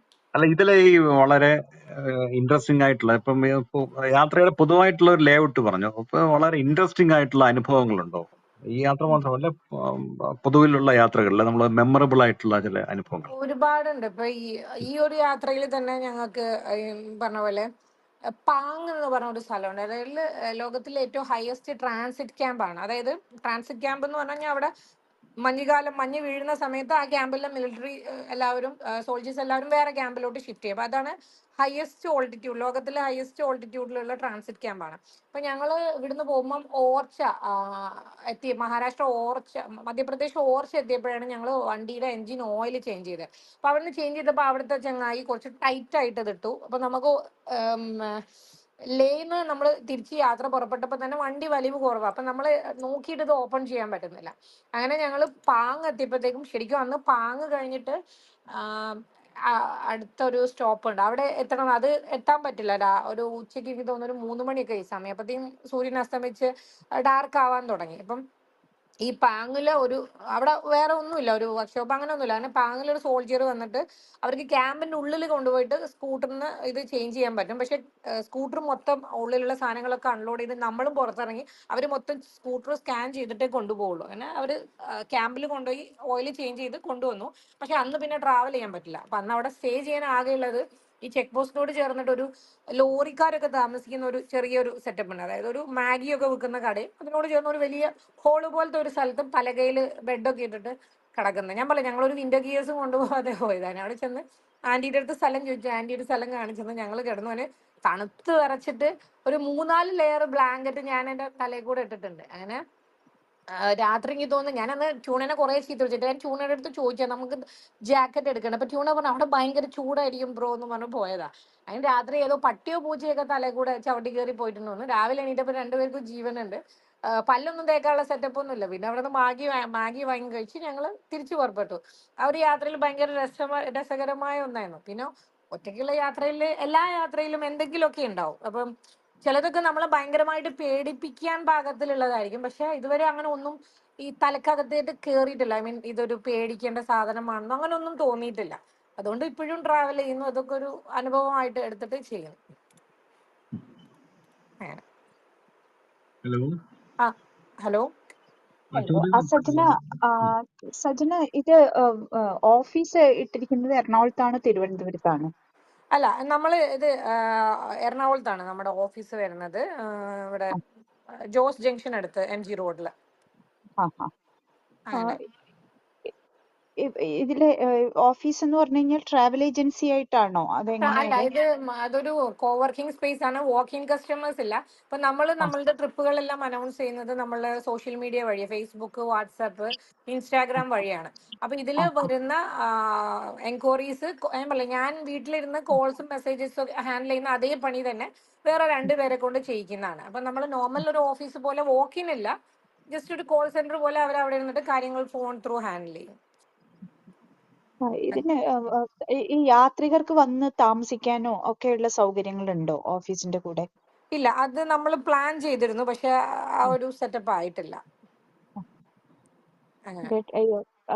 ഇതല്ലാതെ ഹോം സ്റ്റേ പോലെ അങ്ങനെ എന്തെങ്കിലും ചെയ്യുന്നുണ്ടോ? ഞാനിവിടെ ഒരു NGO ആയിട്ട് അസോസിയേറ്റ് ചെയ്യുന്നുണ്ട്. ഹെൽപ്പിംഗ് ഹാൻഡ്സ് ഓർഗനൈസേഷൻ എന്ന് പറയും. അത് നമ്മൾ അതിനോട് ചേർന്നിട്ട് ഒരു സ്പേസ് ഉണ്ട്, ഹൊത്താരു എന്ന് പറഞ്ഞ ഒരു സസ്റ്റൈനബിൾ ലിവിങ് സ്പേസ് ആണ്. അതിലൊരു എലമെന്റ് ആയിട്ടാണ് ഇപ്പൊ H2O വരുന്നത്. അപ്പൊ ഈ ഒരു 2 ഏക്കറിൽ ഫാമിങ്ങും ചെറിയ 2 പോണ്ട് ഒക്കെ ആയിട്ട് ഒരു ഡിഫറെന്റ്ലി ഏബിൾഡ് കുട്ടികളൊക്കെ ഉള്ള ഒരു ചെറിയ ഒരു സംഭവമുണ്ട്. അപ്പൊ അതിൽ നമ്മൾ ചെറിയൊരു ഹോസ്റ്റൽ നമ്മൾ പ്രൊവൈഡ് ചെയ്യുന്നുണ്ട്. 4 ബെഡുള്ള ഒരു ഞാൻ ഇടയ്ക്ക് റീൽസിൽ ഇട്ടിട്ടുണ്ടായിരുന്നു. അതിപ്പോ നമ്മളിപ്പോ കഴിഞ്ഞ മാസം മുതൽ ചാലു ആക്കിയിട്ടുണ്ട്. ഇന്നലെയൊക്കെ ഗസ്റ്റ് ഉണ്ട്. ഓൾമോസ്റ്റ് വീക്കെൻഡ്സിൽ ഗസ്റ്റ് ഉണ്ടാവും. അതെവിടെയാണ് ആ സ്ഥലം എവിടെയാ? അത് തിരുവനന്തപുരത്ത് കണിയാപുരം ടെക്നോ പാർക്കിന് അടുത്തായിട്ട് വരും. ശരി. ആ, ഇപ്പൊ ഏകദേശം ഒരു 600ഓളം ട്രിപ്പുകൾ ചെയ്തു കഴിഞ്ഞിട്ടുണ്ട് അല്ലേ? 900. 900 ഓഫ് ശരി. ഓക്കെ, 936. കോവിഡ് കാലത്ത് എന്ത് ചെയ്തു? കോവിഡ് കാലത്ത് ഒന്നും ചെയ്തില്ല, ഒരുപാട് സിനിമകൾ കണ്ടു. ഇപ്പൊ ലൈക്ക് നമ്മള് ഈ ഒരു എഞ്ചിനീയർ ആയിരുന്ന സമയത്ത് ഇല്ലാത്ത ഒരുപാട് എക്സ്പീരിയൻസ് ആണ് നമുക്ക് ഈ ഒരു കോവിഡ് കാലത്ത്, അല്ല ഈ ഒരു അപ്പുപ്പന്താടി തുടങ്ങിയ ശേഷം കണ്ടത്. ഈ ഓക്കി വന്നു, ഫോറസ്റ്റ് ഫയർ വന്നു, 2 ഫ്ലഡ് വന്നു, കോവിഡ് വന്നു. ഇപ്പോഴും പല പല ഇഷ്യൂസ് വന്നുകൊണ്ടിരിക്കുന്നത്. അപ്പം മറ്റേതൊരു ഭയങ്കര സേഫ് സോൺ ആയിട്ടുള്ള ഒരു ജോലിയായിരുന്നു. അപ്പൊ ഇവിടെ നമ്മൾ എന്താ ചെയ്യുന്ന, ഈ നിപ്പയൊക്കെ വന്ന് ആക്കുമ്പോൾ നമുക്ക് അറിയാം ഇങ്ങനെ ഒരു സംഭവം നമ്മൾ ഇതിനു മുന്നേ ഹാൻഡിൽ ചെയ്തിട്ടില്ല. അതുപോലെ ഒന്നായിരുന്നു കോവിഡ് നമ്മൾക്ക് തോന്നുന്നു തുടങ്ങിയ സമയത്ത് ട്രിപ്പുകളൊക്കെ ഉണ്ടായിരുന്നു. പിന്നെ അത് പീക്കിൽ വന്ന് പിന്നെ മൊത്തമായിട്ട് ഷട്ട് ഡൗൺ ചെയ്ത് എല്ലാം ക്യാൻസൽ ചെയ്തു. പിന്നെ ആളുകളെ എന്റർടൈൻ ചെയ്യാൻ നമ്മൾ സോഷ്യൽ മീഡിയയിൽ എന്തെങ്കിലുമൊക്കെ പോസ്റ്റ് ചെയ്യും. പിന്നെ ചിലരൊക്കെ എന്നെ വിളിച്ച് പറഞ്ഞ എനിക്ക് ഓർമ്മയുണ്ട്, ലോകം അവസാനിക്കുകയാണ്, ഇതോടുകൂടെ എല്ലാം തീർന്നു. അപ്പൊ എനിക്ക് തോന്നുന്നു അന്ന് നടക്കാനിരുന്ന ട്രിപ്പുകളുടെ ഒരു എമൗണ്ട് ഒരു 7 ലക്ഷത്തോളം രൂപ ക്രെഡിറ്റ് ഷെല്ലായിട്ട്, കാരണം നമ്മളെല്ലാം പേ ചെയ്തതാണ്. അപ്പം നമുക്കറിയാം വണ്ടിക്കാരുടെയും ഹോട്ടലുകാരുടെയും ഒക്കെ ബുദ്ധിമുട്ട് നമ്മൾ റീഫണ്ട് ചോദിക്കുമ്പോൾ. അപ്പൊ ചിലരൊക്കെ കരഞ്ഞാ പറഞ്ഞ, മാഡം ഞാൻ ജീവനോടെ ഉണ്ടെങ്കിൽ പൈസ തിരിച്ചു തരും. അപ്പൊ നമുക്ക് ഈ പൈസ തിരിച്ചു കൊടുക്കാൻ കസ്റ്റമേഴ്സിനും ഇല്ല. ചിലരുടെയൊക്കെ റീഫണ്ട് ചെയ്തു, ചിലരുടെ നമ്മൾ ഇതേപോലെ ക്രെഡിറ്റ് ഷെല്ലായിട്ട് 2 ഇയറോ 1 ഇയറിലേക്കൊക്കെ ക്രെഡിറ്റ് ഷെല്ലാക്കി കൊടുത്തു. അങ്ങനെ ഒരു ഇനീഷ്യലി ഭയങ്കര പ്രഷറായിരുന്നു. ആളുകൾ വിളിക്കുന്നു, ചിലർ ചീത്ത വിളിക്കും, അങ്ങനെ. പിന്നെ എല്ലാവരും വീട്ടിൽ തന്നെ ആയി കഴിഞ്ഞപ്പോൾ പിന്നെ വലിയ കുഴപ്പമൊന്നുമില്ല. അപ്പം ഇതേപോലെ ഓൺലൈനിൽ എന്തെങ്കിലുമൊക്കെ സംസാരങ്ങൾ ഉണ്ടാവും. പിന്നെ ഒരുപാട് ഡെയിലി ഒരു 3-4 സിനിമകളൊക്കെ കാണും. അങ്ങനെയാണ് ഒരു സിനിഫിൽ എനിക്ക് ഭയങ്കര ഒരു മൂവി അഡിക്റ്റ് ആയി മാറിയത്. അതിപ്പോഴും ഉണ്ട്. ഒരു വർഷം ഒരു 100-150 സിനിമകളും ഒരു 100 സീരീസ് ഒക്കെ ഇപ്പോഴും കാണാറുണ്ട്. അങ്ങനെ. ഈ അപ്പൂപ്പൻ താടി 1, 2 അങ്ങനെ 2 ഗ്രൂപ്പുകളുണ്ടോ? ഇല്ല, അപ്പൂപ്പൻതാടി വാട്സപ്പ് ഗ്രൂപ്പുകളിൽ 22 വാട്സപ്പ് ഗ്രൂപ്പുകളുണ്ട്. അപ്പൂപ്പൻതാടി FB ഗ്രൂപ്പ് ഒന്നുള്ളൂ. അതിൽ നമുക്ക് മിക്സഡ് ഗ്രൂപ്പിന് വേണ്ടിയിട്ട് വേറൊരു സെപ്പറേറ്റ് ഇതുണ്ട്. മറ്റേ വാട്സപ്പ് ഗ്രൂപ്പ് ഒരുപാടുണ്ട്. അന്ന് നമുക്ക് ഇനീഷ്യലി 100 പേരായിരുന്നല്ലോ ഒരു ഗ്രൂപ്പിൽ മാക്സിമം പറ്റുക. അപ്പൊ നമ്മൾ അന്ന് 22 പേരായി. ഇപ്പൊ എനിക്ക് തോന്നുന്നു 1022 പേര് ഒരു ഗ്രൂപ്പിൽ പറ്റും. അപ്പം ഒരു 3-4 ഗ്രൂപ്പിൽ 1000-ന് അബവ് ഉണ്ട്. ബാക്കിയുള്ള ഗ്രൂപ്പിലൊക്കെ 500-600 ഒക്കെ ആയിട്ട് ഓരോ ഗ്രൂപ്പ് അങ്ങനെ ഫില്ല് ചെയ്ത് ഇപ്പൊ 22 വാട്സപ്പ് ഗ്രൂപ്പ് ഉണ്ട്. സജനയുടെ കൂടെ ബഡ്ഡി ആയിട്ട് വർക്ക് ചെയ്തിരുന്നു എന്ന് പറഞ്ഞ നിഹാല ഇവിടെ ജോയിൻ ചെയ്തിരുന്നു. ഈ ബഡ്ഡി സിസ്റ്റം അത് എന്താണ്? ബാക്കി എല്ലാ ഗ്രൂപ്പിനും അത് ബാധകമാണോ? അതോ നിങ്ങളുടെ ഗ്രൂപ്പിൽ മാത്രമാണോ ഇങ്ങനെ ഒരു ബഡ്ഡി അങ്ങനത്തെ ഒരു ടെർമിനോളജി യൂസ് ചെയ്യുന്നത്? ബഡ്ഡി എന്നത് ബഡ്ഡി എന്നുള്ള ഒരു ഇന്ത്യൻ ഇംഗ്ലീഷ് ടേം ആണോ അതോ? അല്ല, ബഡ്ഡി നമ്മളുടെ ഇതിനിട്ടിരിക്കുന്ന, അതായത് ഈ കോർഡിനേറ്ററിന് നമ്മൾ വിളിക്കുന്ന ഒരു പേരാണ് ബഡ്ഡി എന്നുള്ളത്. ഓക്കെ, അതൊരു കോമൺ യൂസേജ് ആണോ ഈ ട്രാവൽ ഏജൻസികളിലെല്ലാം അല്ല, ഉള്ളതാണോ? എനിക്ക് തോന്നുന്നില്ല. നമ്മളാണ് തോന്നുന്നത് യൂസ് ചെയ്യുന്നത്. മറ്റുള്ളവരൊക്കെ കോർഡിനേറ്റർ, അതാണ് ഗൈഡ് എന്ന് പറയും. അത് കഴിഞ്ഞ പ്രാവശ്യം സ്പീക്കർ വന്നപ്പോ ഒരു ബഡ്ഡി എന്താണ് എന്നൊരു സംശയം തോന്നി ചോദിച്ചു. ആഹാ, വാക്കുകൾ അത്ര പരിചിതമല്ല, അതുകൊണ്ടാണ് ചോദിച്ചത്. ഓക്കെ. ഇത് ലൈക്ക് ഞാൻ പറയാം, ഫുൾ ഓൾ ഇൻ ഓൾ ഞാൻ തന്നെ ട്രിപ്പ് ഡിസൈൻ ചെയ്യുന്നു, അനൗൺസ് ചെയ്യുന്നു, എൻക്വയറീസ് അറ്റൻഡ് ചെയ്യുന്നു, ഞാൻ തന്നെ കൊണ്ടുപോകണം എല്ലാം. അപ്പം പണ്ടേ ഒരു ഫാമിലി ലൈഫ് എക്സ്പെക്ട് ചെയ്യുന്ന ഒരാളാണ് ഞാൻ. അപ്പം എനിക്കറിയായിരുന്നു, ഇപ്പം എനിക്ക് എന്തായാലും ഒരു മോള് വേണം എന്നൊക്കെ വലിയ ആഗ്രഹമായിരുന്നു. അപ്പോൾ ആ സമയത്ത് എന്തായാലും ബ്രേക്ക് എടുക്കേണ്ടി വരുമല്ലോ. അപ്പൊ ആ ഒരു ഇതിൽ ഒരു 1 ഇയർ ആയപ്പോൾ തന്നെ ബഡ്ഡീസ് എന്ന ഒരു സിസ്റ്റം കൊണ്ടുവന്നു. അപ്പൊ അന്ന് എനിക്ക് തോന്നുന്നു രാധിക എന്ന് പറഞ്ഞ ഒരു കുട്ടിയാണ് ആദ്യമായിട്ട് ബഡ്ഡി ആയിട്ട് വന്നത്. പിന്നെ ഒരു 4-5 പേരായി. ഇപ്പം അങ്ങനെ കൂടി ഇപ്പൊ അന്നുള്ളവർ ചിലരൊക്കെ ഉണ്ട്, ചിലരിപ്പോ ഇല്ല. അങ്ങനെ ഇപ്പൊ 21 പേര്. അതിൽ ഞങ്ങളുടെ ശ്രീനാഥ് എന്ന് പറഞ്ഞ തിരുവനന്തപുരത്തുള്ള ഒരു പയ്യനുണ്ട്, അവനടക്കം 21 പേര് ഇപ്പൊ ഉണ്ട്. അപ്പം ഇപ്പോഴും ബാക്ക് എൻഡിൽ കാര്യങ്ങളെല്ലാം ഞാൻ തന്നെ ചെയ്യുന്ന, ഡിസൈനിങ്ങും കോർഡിനേഷനും ഒക്കെ കൊണ്ടുപോകുന്നത്. അതായത് ഡേ 1 മുതൽ ഇവരായിരിക്കും ട്രിപ്പ് അങ്ങ് ഏറ്റെടുക്കുന്നത്. ബാക്കി എല്ലാവരും അവിടെ ചെയ്തോളും. അല്ലിപ്പം സ്ത്രീകൾക്ക് മാത്രമായിട്ടുള്ള യാത്രകളുണ്ടോ? ഉണ്ട്, രണ്ടും ഉണ്ട്. നമുക്ക് സ്ത്രീകൾക്ക് മാത്രമായിട്ടുള്ളതുണ്ട്. പിന്നെ ഈ മിക്സഡ് ഗ്രൂപ്പ് എന്ന് പറയുന്നത് മോസ്റ്റ്ലി നമ്മൾ ഈ വെക്കേഷൻസ് ഒക്കെ, അതായത് ഇപ്പം ക്രിസ്മസ് വെക്കേഷൻ വരുന്നുണ്ട്, സമ്മർ വെക്കേഷൻ വരുന്നുണ്ട്. ഈ സമയത്ത് ആളുകൾ, ഈ വരുന്ന പെണ്ണുങ്ങൾ തന്നെ പറയും, ഞങ്ങൾ ഹസ്ബൻഡിനെയും കൊണ്ട് പോകാൻ പറ്റുന്ന ട്രിപ്പുകൾ പ്ലാൻ ചെയ്യോ എന്നൊക്കെ ചോദിക്കും. അപ്പൊ അങ്ങനെയൊക്കെ വരുന്ന സമയത്ത് നമ്മൾ ഈ ലോങ് ഹോളിഡേയ്സ് അല്ലെങ്കിൽ വെക്കേഷൻ ഒക്കെ വരുന്ന സമയത്ത് ഈ മിക്സഡ് ട്രിപ്സ് ഉണ്ടാവും. ഇപ്പം ചിലപ്പം 2 വിയറ്റ്നാം ട്രിപ്പ് ഉണ്ടെങ്കിൽ ഒന്ന് ലേഡീസ് ഓൺലി ആയിരിക്കും, ഒന്ന് മിക്സഡ് ഗ്രൂപ്പ് ആയിരിക്കും. അങ്ങനെ ഇപ്പൊ നമ്മൾ കൊളുക്കുമല ഒരു ക്യാമ്പ് വെക്കുകയാണെങ്കിൽ ആദ്യത്തെ ഒന്ന് ലേഡീസ് ഓൺലി ആയിരിക്കും, മറ്റേത് മിക്സഡ് ആയിരിക്കും. 2 ഡേറ്റിലായിരിക്കും. അങ്ങനെ ഇനി വരുന്ന യാത്രകളൊക്കെ എന്താണ്? യൂറോപ്പിന്റെ യാത്രകളെ കുറിച്ച് നേരത്തെ സൂചിപ്പിച്ചു. അതല്ലാതെ ഇനി വിദേശ യാത്രകൾ? അല്ല, നമുക്ക് ഇനി മിഡിൽ ഈസ്റ്റും ഏഷ്യൻ കൺട്രീസ് ഒക്കെ നമ്മളിപ്പോ ചെയ്യുന്നുണ്ട്. ഇപ്പൊ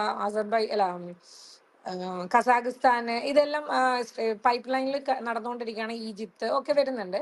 അപ്പം അതുപോലെ തന്നെ ആളുകളുടെ ഒരു ബക്കറ്റ് ലിസ്റ്റ് ആണ് ജപ്പാനിലെ ചെറി ബ്ലോസം. ഇത് ഈ പറഞ്ഞ പോലെ കുഞ്ഞും കാര്യങ്ങളായപ്പോൾ എൻ്റെ അവൈലബിലിറ്റി കുറച്ച് കുറഞ്ഞു. അപ്പൊ അതുകൊണ്ട് അപ്പൂപ്പൻതാടി ചെറുതായിട്ടൊന്ന് സ്ലോ ആയിരുന്നു. വീണ്ടും ആ ഒരു കഴിഞ്ഞ 6 മാസത്തിൽ പിന്നെ UK-ലൊക്കെ ആയപ്പോൾ ഡിഫറെന്റ് ടൈം സോണ്, കുഞ്ഞിനെ ഒറ്റയ്ക്ക് മാനേജ് ചെയ്യില്ല, അങ്ങനെ അതെല്ലാം കാര്യമായിട്ട് അപ്പൂപ്പൻ താടീനെ എഫക്ട് ചെയ്തിരുന്നു.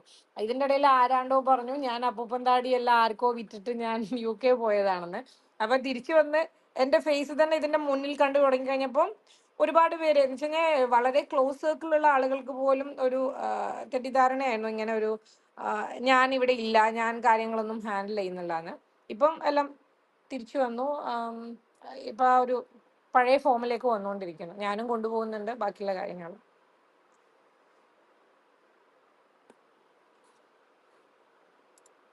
ഹലോ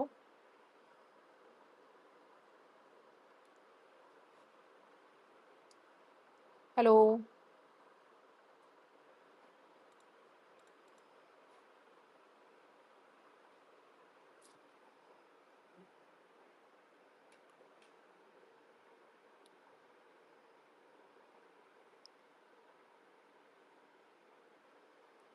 ഹലോ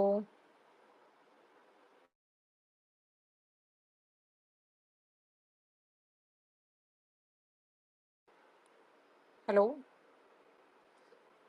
നെറ്റ്വർക്ക് ഇഷ്യൂ ആണെന്ന് തോന്നുന്നു. ഓക്കെ. ഇടയ്ക്ക് ഒരു പ്രശ്നം ഉണ്ടായെന്ന് തോന്നുന്നു അല്ലെ.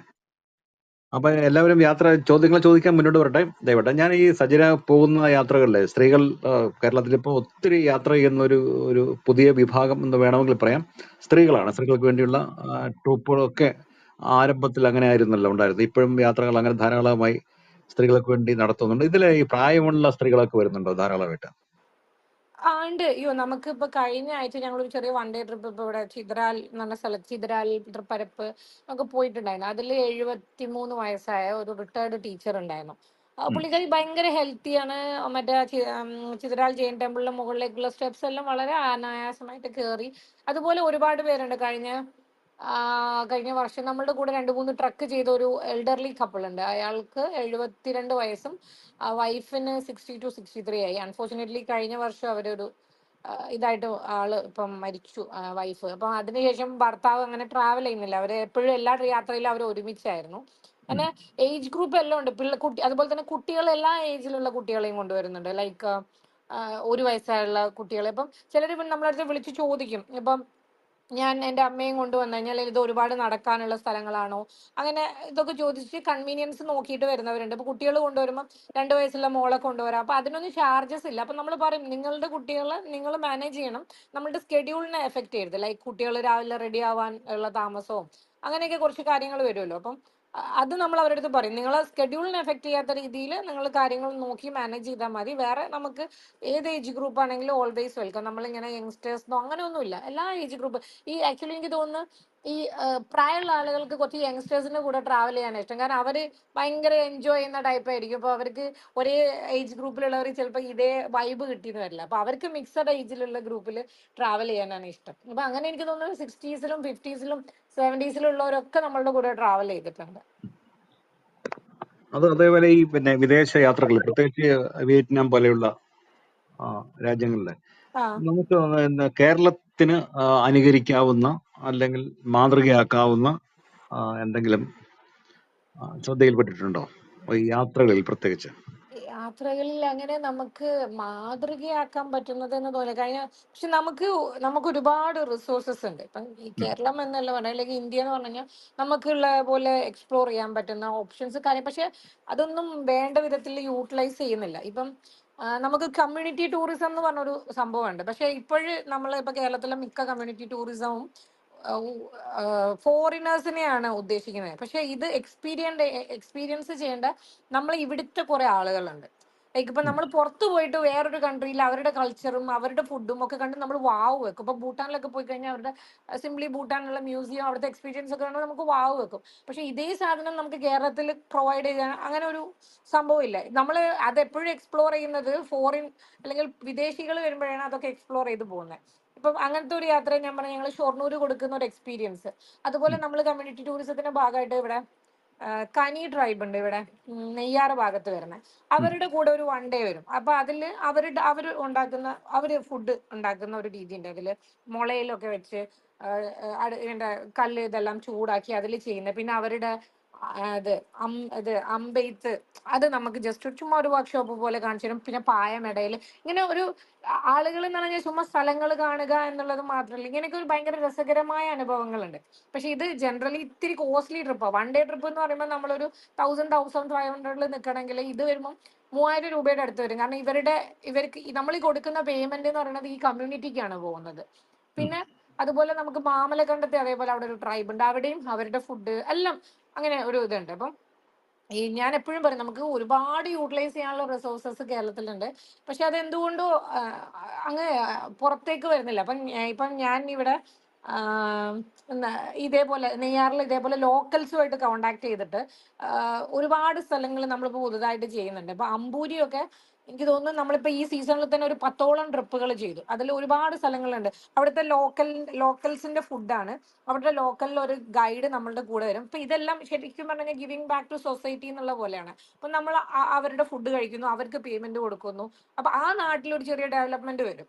അപ്പം ഇതുപോലെ കമ്മ്യൂണിറ്റി ഓറിയന്റഡ് ആയിട്ടുള്ള ഒരുപാട് കാര്യങ്ങൾ നമുക്ക് ചെയ്യാൻ പറ്റും. ഇത് നമ്മൾ പുറത്തു പോയിട്ട് മറ്റുള്ള രാജ്യങ്ങളിൽ പോയിട്ട് അവരുടെ കാര്യങ്ങൾ കണ്ട് വാവ് വെക്കുമ്പോൾ ഇതേപോലെ നമുക്ക് ഇവിടെ ചെയ്യാൻ പറ്റുന്ന ഒരുപാട് കാര്യങ്ങളുണ്ട്. ഛത്തീസ്ഗഡ് ഒക്കെ ശരിക്കും എക്സ്പ്ലോർ ചെയ്യേണ്ട ഒരു സ്റ്റേറ്റ് ആണ്. എനിക്ക് തോന്നുന്നു ഛത്തീസ്ഗഡ് ടൂറിസം ഭയങ്കര, എനിക്ക് തോന്നുന്നു ഇന്ത്യയിൽ തന്നെ വളരെ പൂറായിട്ടുള്ളൊരു ടൂറിസം ആണ് എന്നാണ്. കാരണം ആരും എക്സ്പ്ലോർ ചെയ്യുന്നില്ല.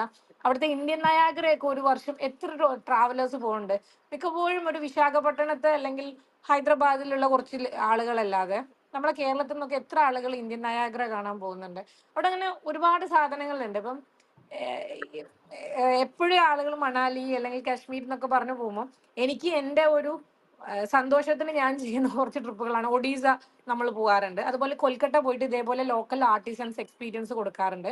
തഞ്ചാവൂർ ട്രിപ്പ് ഞങ്ങൾ ബൃഹദീശ്വര, ഐരാവതേശ്വർ അല്ലെങ്കിൽ ഗംഗൈകൊണ്ട ചോളപുരം കഴിഞ്ഞു. പക്ഷെ ഇതിന് പകരം ഞങ്ങൾ കൊടുക്കുന്ന അവിടുത്തെ ബ്രാസ് ആർട്ടിസൻസ് അവരുടെ വർക്ക് കാണും. പിന്നെ അതുപോലെ അവിടുത്തെ തലയാട്ടി ബൊമ്മ എങ്ങനെയാണ് ഉണ്ടാക്കുന്നതെന്ന് അറിയാൻ പോവും. പിന്നെ അതുപോലെ തഞ്ചാവൂർ വീണ മേക്കിങ്, അങ്ങനെ പിത്ത് വർക്ക്, അങ്ങനെ അവിടുത്തെ ലോക്കൽ ആർട്ടിസൻസിന്റെ ഒരു സെറ്റ് ഓഫ് ആക്ടിവിറ്റീസ് നമ്മൾ എക്സ്പീരിയൻസ് ചെയ്യാൻ പോകുന്നുണ്ട്. അപ്പം ടൂറിസം എന്ന് പറയുമ്പോൾ മോർ ദാൻ എക്സ്പ്ലോറിങ് അല്ലെങ്കിൽ മീൻസ് ഈ സാധനങ്ങൾ കാണുക എന്നുള്ളതിന് പുറമെ എക്സ്പീരിയൻസ് ചെയ്യേണ്ട ഇതുപോലത്തെ ഒരുപാട് സാധനങ്ങളുണ്ട്. നമ്മൾ ഇന്ത്യ ഭയങ്കര റിച്ച് ആണ് ആ കാര്യത്തിൽ. അപ്പൊ ഇതെല്ലാം കുറച്ചുകൂടെ ബെറ്റർ ആയിട്ട് ആളുകളിലേക്ക് എത്തണമെന്നാണ് ആഗ്രഹം. ചോദ്യങ്ങൾ തുടരാം ഹേമ. ജോയിൻ ചെയ്യാൻ പറ്റാത്ത ഒരു പ്രശ്നം അത് സോൾവ് ചെയ്യാൻ നോക്കുമായിരുന്നു. സജിനിയുടെ അടുത്തൊരു ചോദ്യം ചോദിക്കാനുണ്ട്. ഈ AAO എന്ന് പറയുന്ന ഒരു പ്രോജക്റ്റിനെ പറ്റിയിട്ട് പറയുന്നുണ്ടല്ലോ, 40 ലക്ഷം രൂപ ട്രാവൽ ഫെലോഷിപ്പ് കൊടുക്കുന്നത്. അത് എന്താണ് അതിന്റെ ടേംസ് ആൻഡ് കണ്ടീഷൻസ് എങ്ങനെയാണ്? അത് ആർക്കൊക്കെയാണ് അത് കൊടുക്കുന്നത്? ആവോ എന്ന് പറഞ്ഞാൽ ഹിന്ദി വേർഡാണ്. ആവോ കം എന്നുള്ള രീതിയിലുള്ള. ഓക്കെ, ആവോ ഓക്കെ. ഹോസ്റ്റൽസ് ആയിട്ട് അവർ തുടങ്ങിയതാണ്. അപ്പൊ അതിലൊരു 3 പേര് ചേർന്ന് തുടങ്ങിയ ഒരു ഫെലോഷിപ്പ് പ്രോഗ്രാം ആയിരുന്നു. അതിൽ ആദ്യത്തെ ഒരു നമുക്ക് അപ്ലൈ ചെയ്യാമായിരുന്നു. അങ്ങനെ അപ്ലൈ ചെയ്തതിൽ എനിക്ക് തോന്നുന്നു ഞാനടക്കം ഒരു 5 പേരോളം ട്രാവൽ ബ്ലോഗേഴ്സിനെ അവർ സെലക്ട് ചെയ്തു. അങ്ങനെ നമുക്ക് ഓരോ സെറ്റ് ഓഫ് സ്റ്റേറ്റ്സ് തരും, നമ്മളത് പോകണം. എന്നിട്ട് അവർ പറയുന്ന പോലെ, അതായത് അവിടെ സ്റ്റേ എങ്ങനെയായിരിക്കും, നമുക്കൊരു മിനിമൽ ബഡ്ജറ്റ് ഉണ്ട്. ആ ബഡ്ജറ്റിലായിരിക്കണം നമുക്ക് ചെയ്യേണ്ടത്. നമുക്ക് ഫെലോഷിപ്പ് ഉണ്ടെന്ന് പറയുന്നത് നമുക്ക് അന്നത്തെ ബഡ്ജറ്റ് എനിക്ക് തോന്നുന്നു ഡെയിലി 500 റുപ്പീസ് ആയിരുന്നു. ഈ 500 റുപ്പീസിൽ നമുക്ക് ഫുഡ് വരും, പിന്നെ എക്സ്ട്രാ പിന്നെ സ്റ്റേ വരും, പിന്നെ അപ്പ് ആൻഡ് ഡൗൺ ട്രാവൽ അതെല്ലാം അവർ ബുക്ക് ചെയ്ത് തരും. അങ്ങനെ ഒരു ഫെലോഷിപ്പ് പ്രോഗ്രാം ആയിരുന്നു. എനിക്കത് 2 വീക്സ് ആയിരുന്നു. അതിലാണ് ഞാൻ മറ്റേ ഉത്തർപ്രദേശ്, വെസ്റ്റ് ബംഗാള്, അങ്ങനെ ഒരു നാലോളം സ്റ്റേറ്റ്സ് അങ്ങനെ പോയി. ഇതിന്ന് ഇൻസ്പയർ ആയിട്ടാണ് ഞാൻ അപ്പൂപ്പന്താടിയിൽ പ്രയാണ എന്ന് പറഞ്ഞൊരു ട്രാവൽ ഫെലോഷിപ്പ് തുടങ്ങി. അതൊരു 2 സീസൺ ചെയ്തു. പിന്നെ ഈ പറഞ്ഞ പോലെ കൊറോണ, പിന്നെ ഞാൻ UK റീലൊക്കേറ്റ് ആയി. അപ്പൊ അങ്ങനെ അത് ഈ വർഷം തന്നെ നമ്മൾ വീണ്ടും തുടങ്ങും. അപ്പൊ നോർമലി നമ്മൾ ചെയ്തുകൊണ്ടിരുന്നത് 5 പേര് അല്ലെങ്കിൽ ഒരാള്. പിന്നെ കുറെ ക്രൈറ്റീരിയാസ് ഉണ്ട്. അതായത് ആർക്കും ട്രാവൽ ചെയ്യാം എന്നുള്ളതിന് പകരം ട്രാവൽ ചെയ്യാൻ ആഗ്രഹമുള്ള ആളുകൾക്ക്, അതായത് ഫിനാൻഷ്യലി ബുദ്ധിമുട്ടുള്ളവരാരാണോ അവർക്ക് നമ്മളൊരു സപ്പോർട്ട് കൊടുത്തിട്ട് അവരെ കൊണ്ട് ട്രാവൽ ചെയ്യിക്കുക, ഇൻഡിപെൻഡന്റ് ആക്കുക എന്നുള്ളൊരു ഉദ്ദേശത്തിലാണ് ഈ ഫെലോഷിപ്പ് ചെയ്യുന്നത്. അപ്പൊ അതും മോസ്റ്റ്ലി ഉടനെ ചെയ്യും. ചെറിയ ചേഞ്ചസ് എല്ലാം വരുത്തിയിട്ട് അത് ഉടനെ അനൗൺസ് ചെയ്യും. ഒരു ഈ പറഞ്ഞ പോലെ ഗിവിംഗ് ബാക്ക് ടു സൊസൈറ്റി എന്നുള്ള പോലെയാണ് ഫെലോഷിപ്പ് ചെയ്യുന്നത്. യാത്രാ അനുഭവങ്ങൾ എവിടെങ്കിലും എഴുതുന്ന സ്വഭാവമുണ്ടോ? ഞാൻ ട്രാവലോഗ്സ് ഇങ്ങനെ മാഗസിൻസിലൊക്കെ എഴുതാറുണ്ട്. പിന്നെ ഉം. ഒരു ബുക്ക് എഴുതി വെച്ചിട്ടുണ്ട്. അത് ഇതുവരെ പബ്ലിഷ് ചെയ്തിട്ടില്ല. ലൈക്ക് നമ്മൾ പോയ യാത്രകളിൽ ഉം. പോയ സ്ഥലങ്ങളെക്കാളും നമ്മൾ കണ്ട് പരിചയമുള്ള അവിടുത്തെ ഓരോ അനുഭവങ്ങളും അവിടെ പരിചയപ്പെട്ട ഉം. മനുഷ്യന്മാരും ഉണ്ടല്ലോ, അവരെ ഉദ്ദേശിച്ചാണ് ഓരോ സ്ഥലത്ത് ആൻഡമാനിൽ കണ്ട ഒരാള്, അല്ലെങ്കിൽ ഛത്തീസ്ഗഡിൽ പരിചയപ്പെട്ട്, അല്ലെങ്കിൽ ലക്നൗ എന്ന് പരിചയപ്പെട്ട്, അങ്ങനെ ഓരോ ആളുകളുടെ അനുഭവങ്ങൾ വെച്ചിട്ട് എഴുതി വെച്ചിട്ടുണ്ട്. ഇതുവരെ പബ്ലിഷ് ചെയ്തിട്ടില്ല. അത് അതിന് 2-3 അനുഭവങ്ങൾ ഇവിടെ ഷെയർ ചെയ്യാമോ? അത് അത് അത് പുസ്തകത്തിൽ പറയട്ടെ. തന്നെ വായിച്ചോളാം. അങ്ങനെ പറയുകയാണെങ്കിൽ ഞാൻ ലക്നൗ പോയ സമയത്ത് ഉം. അവിടെ നമ്മളെ എന്തായിരുന്നു ആ സ്ഥലത്തിന്റെ പേര്, ഞാൻ അവിടെ പോയപ്പം അവിടെ ഇന്റേൺ ആയിട്ട് നിൽക്കുന്ന ഒരു സ്റ്റാഫ് ഉണ്ടായിരുന്നു. ലൈക്ക് അവന് പൈസയൊന്നും ഇല്ല, കിട്ടില്ല. ബാബർ എന്നാ അവന്റെ പേര്. അപ്പം ഞാനിങ്ങനെ ഒറ്റയ്ക്ക് യാത്ര ചെയ്യുന്നു. അപ്പൊ അന്ന് ഒരു 2018-19 അങ്ങനെ തോന്നുന്നു.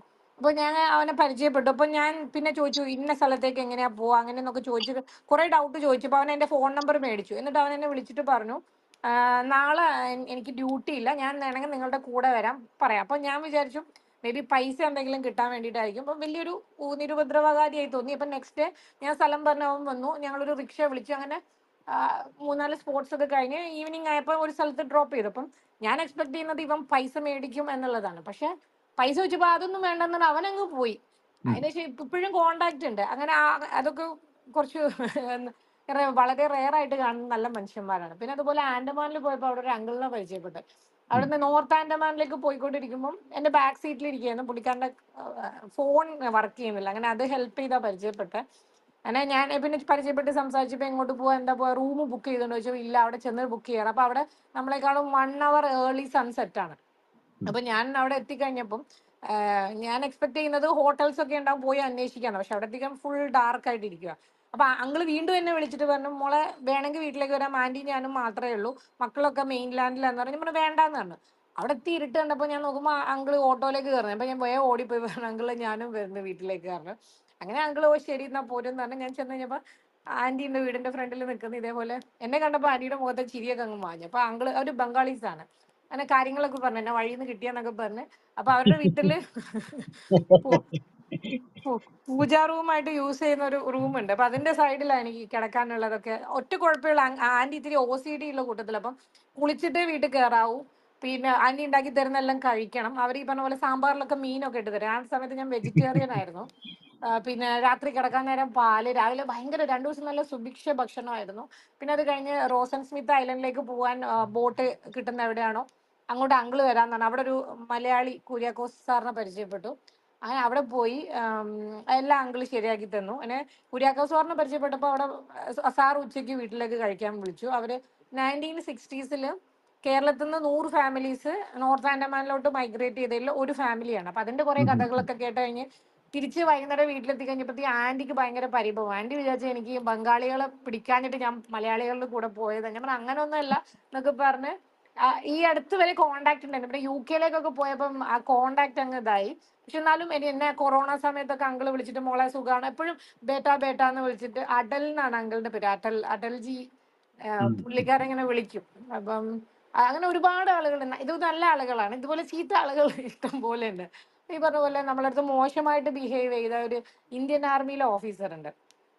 മുൻഷിയാരി, ഉത്തരാഖണ്ഡിലെ മുൻഷിയാരി പോകുമ്പോൾ ഇതേപോലെ ഭയങ്കര, അവിടെ ആ നാട്ടിലേക്ക് ആകെ ഒരു ബസ്സേ ഉള്ളൂ. അത് ഭയങ്കര ഓവർലോഡഡ് ആയിട്ട് പോകുന്ന ബസ്സാണ്. അപ്പൊ ഇടയ്ക്ക് 2-3 പ്രാവശ്യം വണ്ടി കേടായി.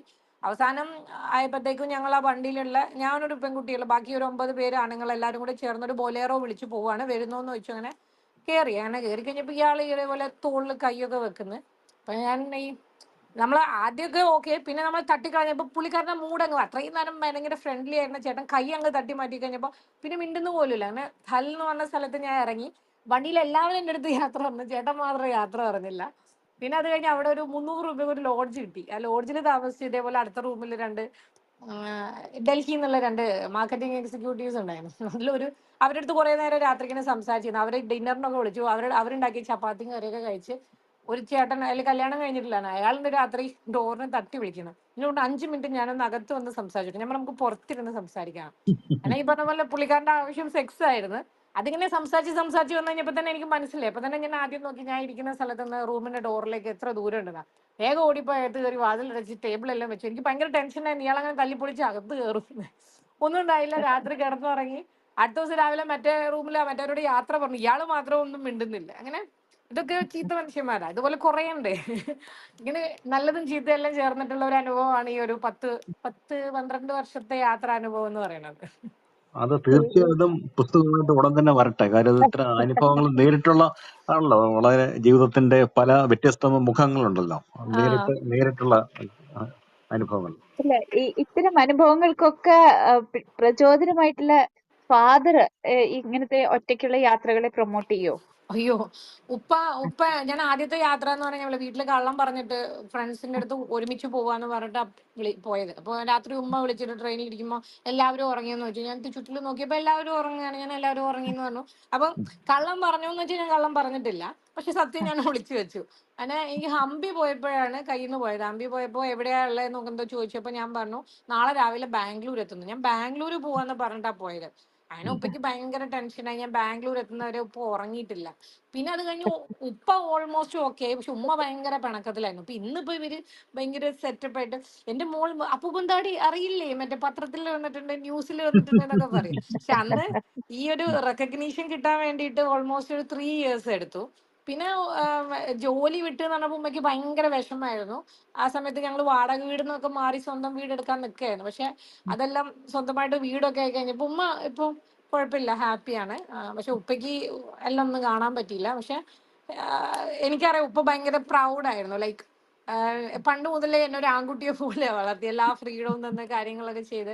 പറഞ്ഞ പോലെ ഉപ്പ ഞങ്ങൾക്ക് പെരുന്നാളിന് ഡ്രസ്സൊക്കെ കൊണ്ടുവരുന്നത് മുംബൈയോ അങ്ങനെ എവിടെന്നെങ്കിലും പോകുമ്പോ. അപ്പം ഈ ഡ്രസ്സ് അല്ലെങ്കിൽ സ്വീറ്റ്സ്, ഹൈദരാബാദിൽ നിന്നൊക്കെ നല്ല സ്വീറ്റ്സ് കൊണ്ടുവരും. അപ്പം സ്വീറ്റ്സ് അല്ലെങ്കിൽ ഡ്രസ്സ് കൊണ്ടുവരുന്നതിന്റെ കൂടെ ഒരു സെറ്റ് കഥകൾ ഉണ്ടാവും. അവര് പോയ ആ മാങ്ങിയ മാർക്കറ്റിൽ എന്തൊക്കെ കണ്ടു, ലോറി ഓഫീസ് എവിടെയാ. എനിക്കിപ്പോഴും എന്റെ മൈൻഡിൽ നിൽക്കുന്ന ഇമാജിനേഷൻസ് എന്ന് പറഞ്ഞു കഴിഞ്ഞാൽ പൂനെയിലെ ക്രൗഡഡ് ആയിട്ടുള്ള ഡ്രസ്സുകൾ വിൽക്കുന്ന ഒരു സ്ട്രീറ്റ്, ലോറി ഓഫീസ് എന്ന് പറഞ്ഞു കഴിഞ്ഞാൽ അവിടെ ഈ ചളി നിറഞ്ഞിരിക്കും, അതിൽ മറ്റേ കറുത്ത പന്നികൾ ഇങ്ങനെ ഓടി നടക്കും. അങ്ങനെ ലൈനപ്പായിട്ട് നിൽക്കുന്ന കുറെ ലോറികൾ. പിന്നെ അന്ന് 36 ഫോട്ടോസ് കിട്ടുന്ന ആ ഒരു ഫോട്ടോസ് ക്യാമറ ഉണ്ടല്ലോ, പ്രിന്റഡ് ഫോട്ടോസ്. അതിൽ ഇതേപോലെ ലോറി ഒരു മലയുടെ സൈഡിൽ നിർത്തി ഫോട്ടോ, അല്ലെങ്കിൽ ലൈക്കിന്റെ സൈഡിൽ നിർത്തി ഫോട്ടോ, റോഡിൽ നിർത്തി ഫോട്ടോ, ഇങ്ങനെ കുറെ ഫോട്ടോസ് കൊണ്ടുവരും. അപ്പൊ നമ്മൾ ഈ നോക്കുമ്പോൾ ഈ ലാൻഡ്സ്കേപ്പ് ഭയങ്കര രസമായിരിക്കും. അപ്പൊ എന്തെങ്കിലുമൊക്കെ ഇവിടെ പോകണം അങ്ങനെയൊക്കെ തോന്നി. ഇപ്പം നമ്മളിപ്പോ ഒരു മൂവി, ഇപ്പോഴത്തെ പിള്ളേരെ പറ്റിയ ഒരു സിനിമയിൽ ഒരു സ്ഥലം നമ്മൾ ഹിറ്റ് ആയി കഴിഞ്ഞാൽ ആ സ്ഥലം നോക്കി പോകുന്നില്ല. അതുപോലെ ഞാൻ കാണുന്നത് ഉപ്പ പറയുന്ന കഥകളും ഉപ്പ ഇതുപോലെ കൊണ്ടുവന്ന ഫോട്ടോസും ആയിരുന്നു. അല്ല, സജനയ്ക്ക് ഏറ്റവും കുട്ടിക്കാലം മുതലേ പരിചിതമായ വാഹനം ലോറി. ലോറിയാണ്.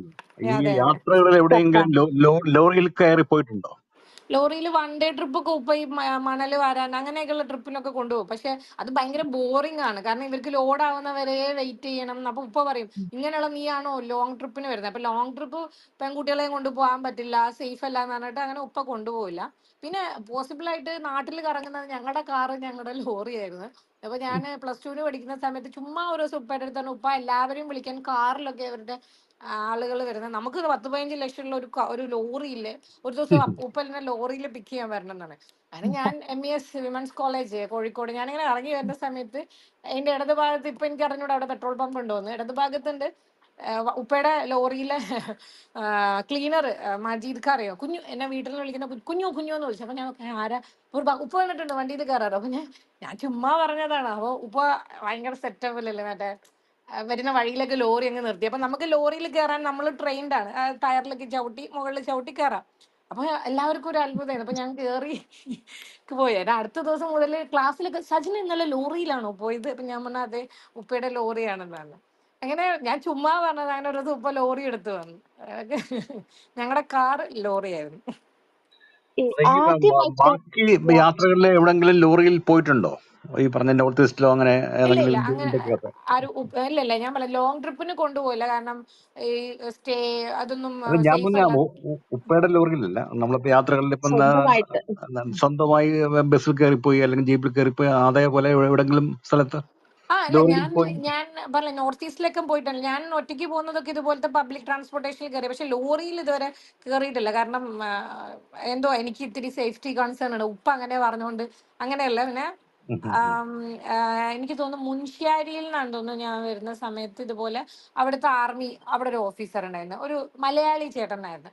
പുള്ളിക്കാരൻ ഇതേപോലെ എനിക്കൊരു ലിസ്റ്റ് തന്നിട്ട് ഞാൻ നമ്മളെ ഉത്തരാഖണ്ഡിലെ റെയിൽവേ സ്റ്റേഷൻ അവിടെ വരെ പുള്ളിക്കാരൻ കുറേ വിശേഷങ്ങളൊക്കെ പറഞ്ഞ് അങ്ങനെ വന്നിട്ടുണ്ട്. പിന്നെ അതുപോലെ കുറെ നല്ല ആർമി ഓഫീസേഴ്സിനെ ഈ യാത്രയുടെ ഇടയിൽ പരിചയപ്പെട്ടിട്ടുണ്ട്. നമുക്ക് കുറച്ച് നാൾ മുന്നേ ഒരു ഇൻസിഡന്റ് ഉണ്ടായിരുന്നു. ഉം. പാലക്കാട് ഒരു മലയുടെ മുകളിൽ ഒരാൾ കുടുങ്ങിപ്പോയി. ഉവ്വ് ഉവ്വ്. ആ അതെ അതെ. അപ്പൊ പിന്നെ പേര് വന്നു അതിന്റെ മേജർ ഓപ്പറേഷൻസിന്റെ ലീഡ് മേജർ ഹേമന്ത്, പുള്ളിക്കാരൻ ഇപ്പൊ ക്യാപ്റ്റൻ ആണെന്ന് തോന്നുന്നു. ഉം, ആ പുള്ളിക്കാരൻ ഇതേപോലെ എനിക്ക് ഒരു ദിവസം പേഴ്സണൽ മെസ്സേജ് അയച്ചു, ഒരു 2018 അങ്ങനെയാണ് തവാങ്ങിലേക്ക് പോകുന്നത്.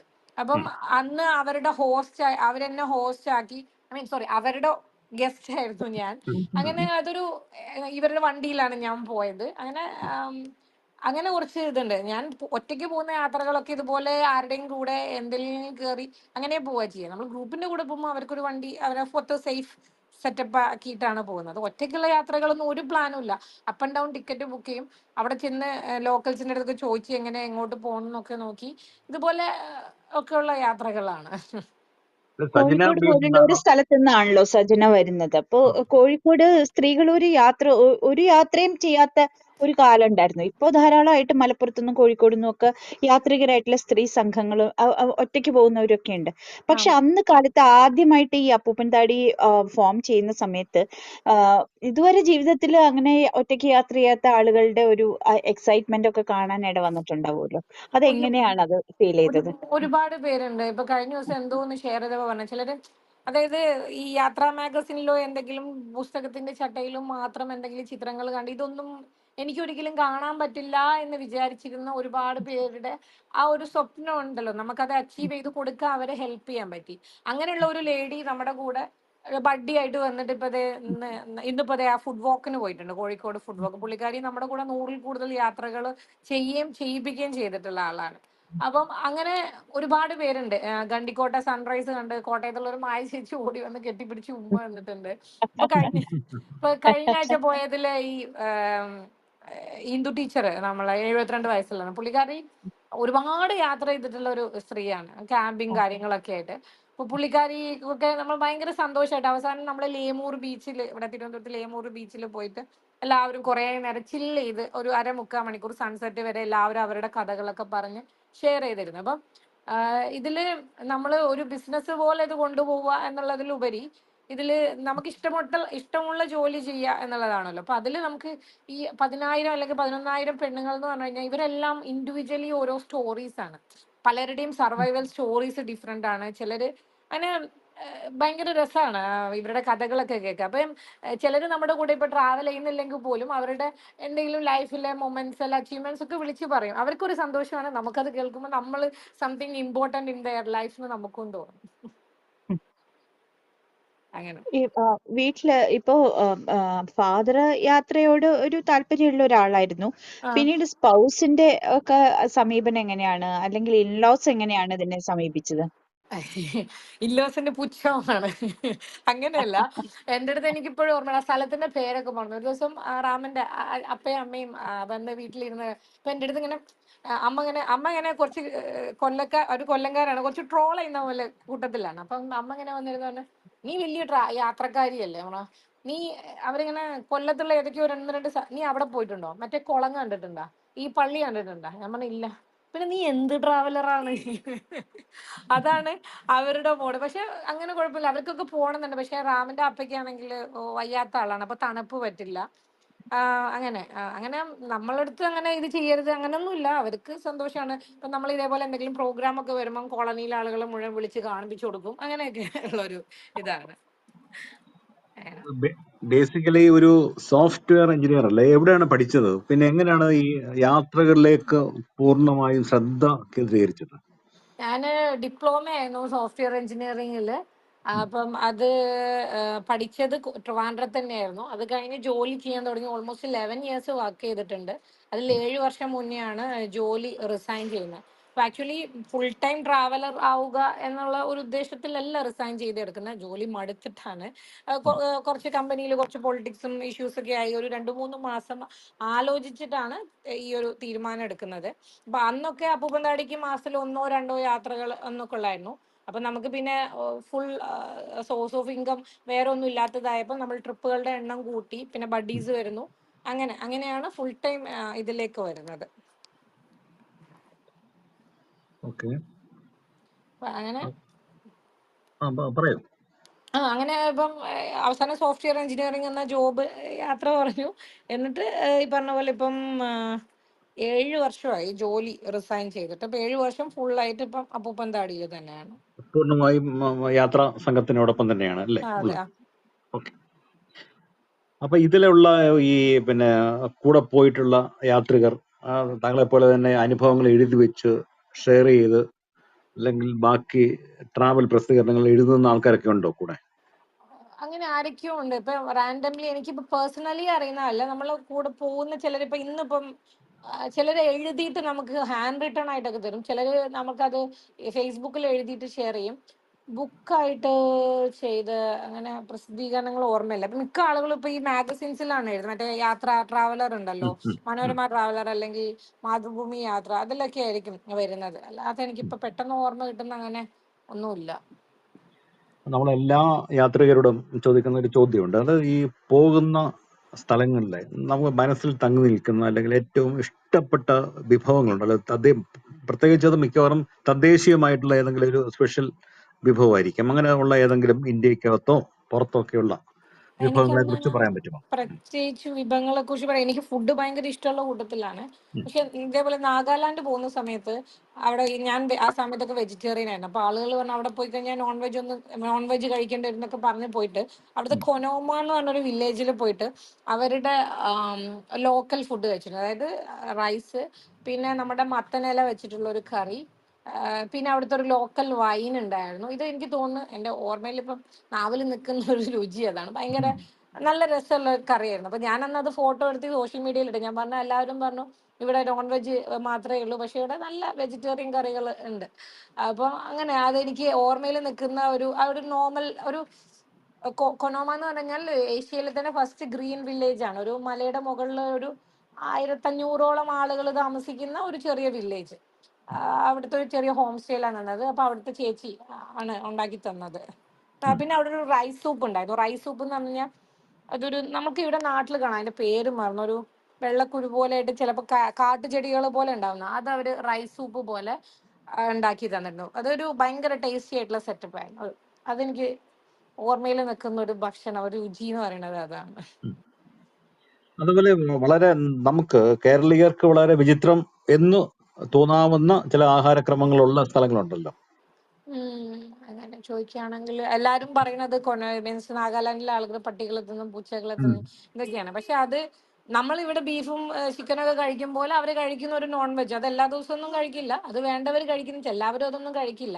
അതൊക്കെ എല്ലാവരും പാമ്പിനെ തിന്നും അങ്ങനെയൊന്നുമില്ല. അത് വേണ്ടവർ മാർക്കറ്റിൽ പോയി മേടിക്കും, കഴിക്കും, അത്രേ ഉള്ളൂ. അങ്ങനെ വളരെ എന്താ പറയാ സ്ട്രെയിഞ്ച് ആയിട്ട് തോന്നിയതൊന്നും ഇല്ല. അങ്ങനെ കേട്ടിട്ടുണ്ട്, പക്ഷെ ഇൻ റിയൽ അതല്ല. അത്രേ.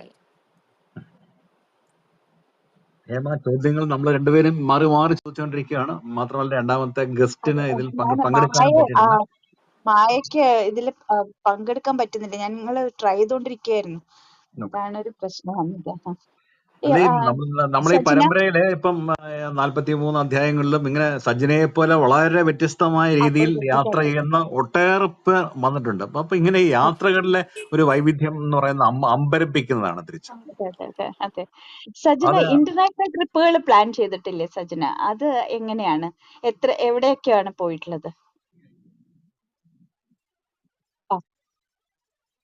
അതുപോലെ ബാലി അല്ലെങ്കിൽ ഭൂട്ടാൻ അങ്ങനെയൊക്കെയുള്ള നിയർ ബൈ കൺട്രീസുകൾ, മലേഷ്യ.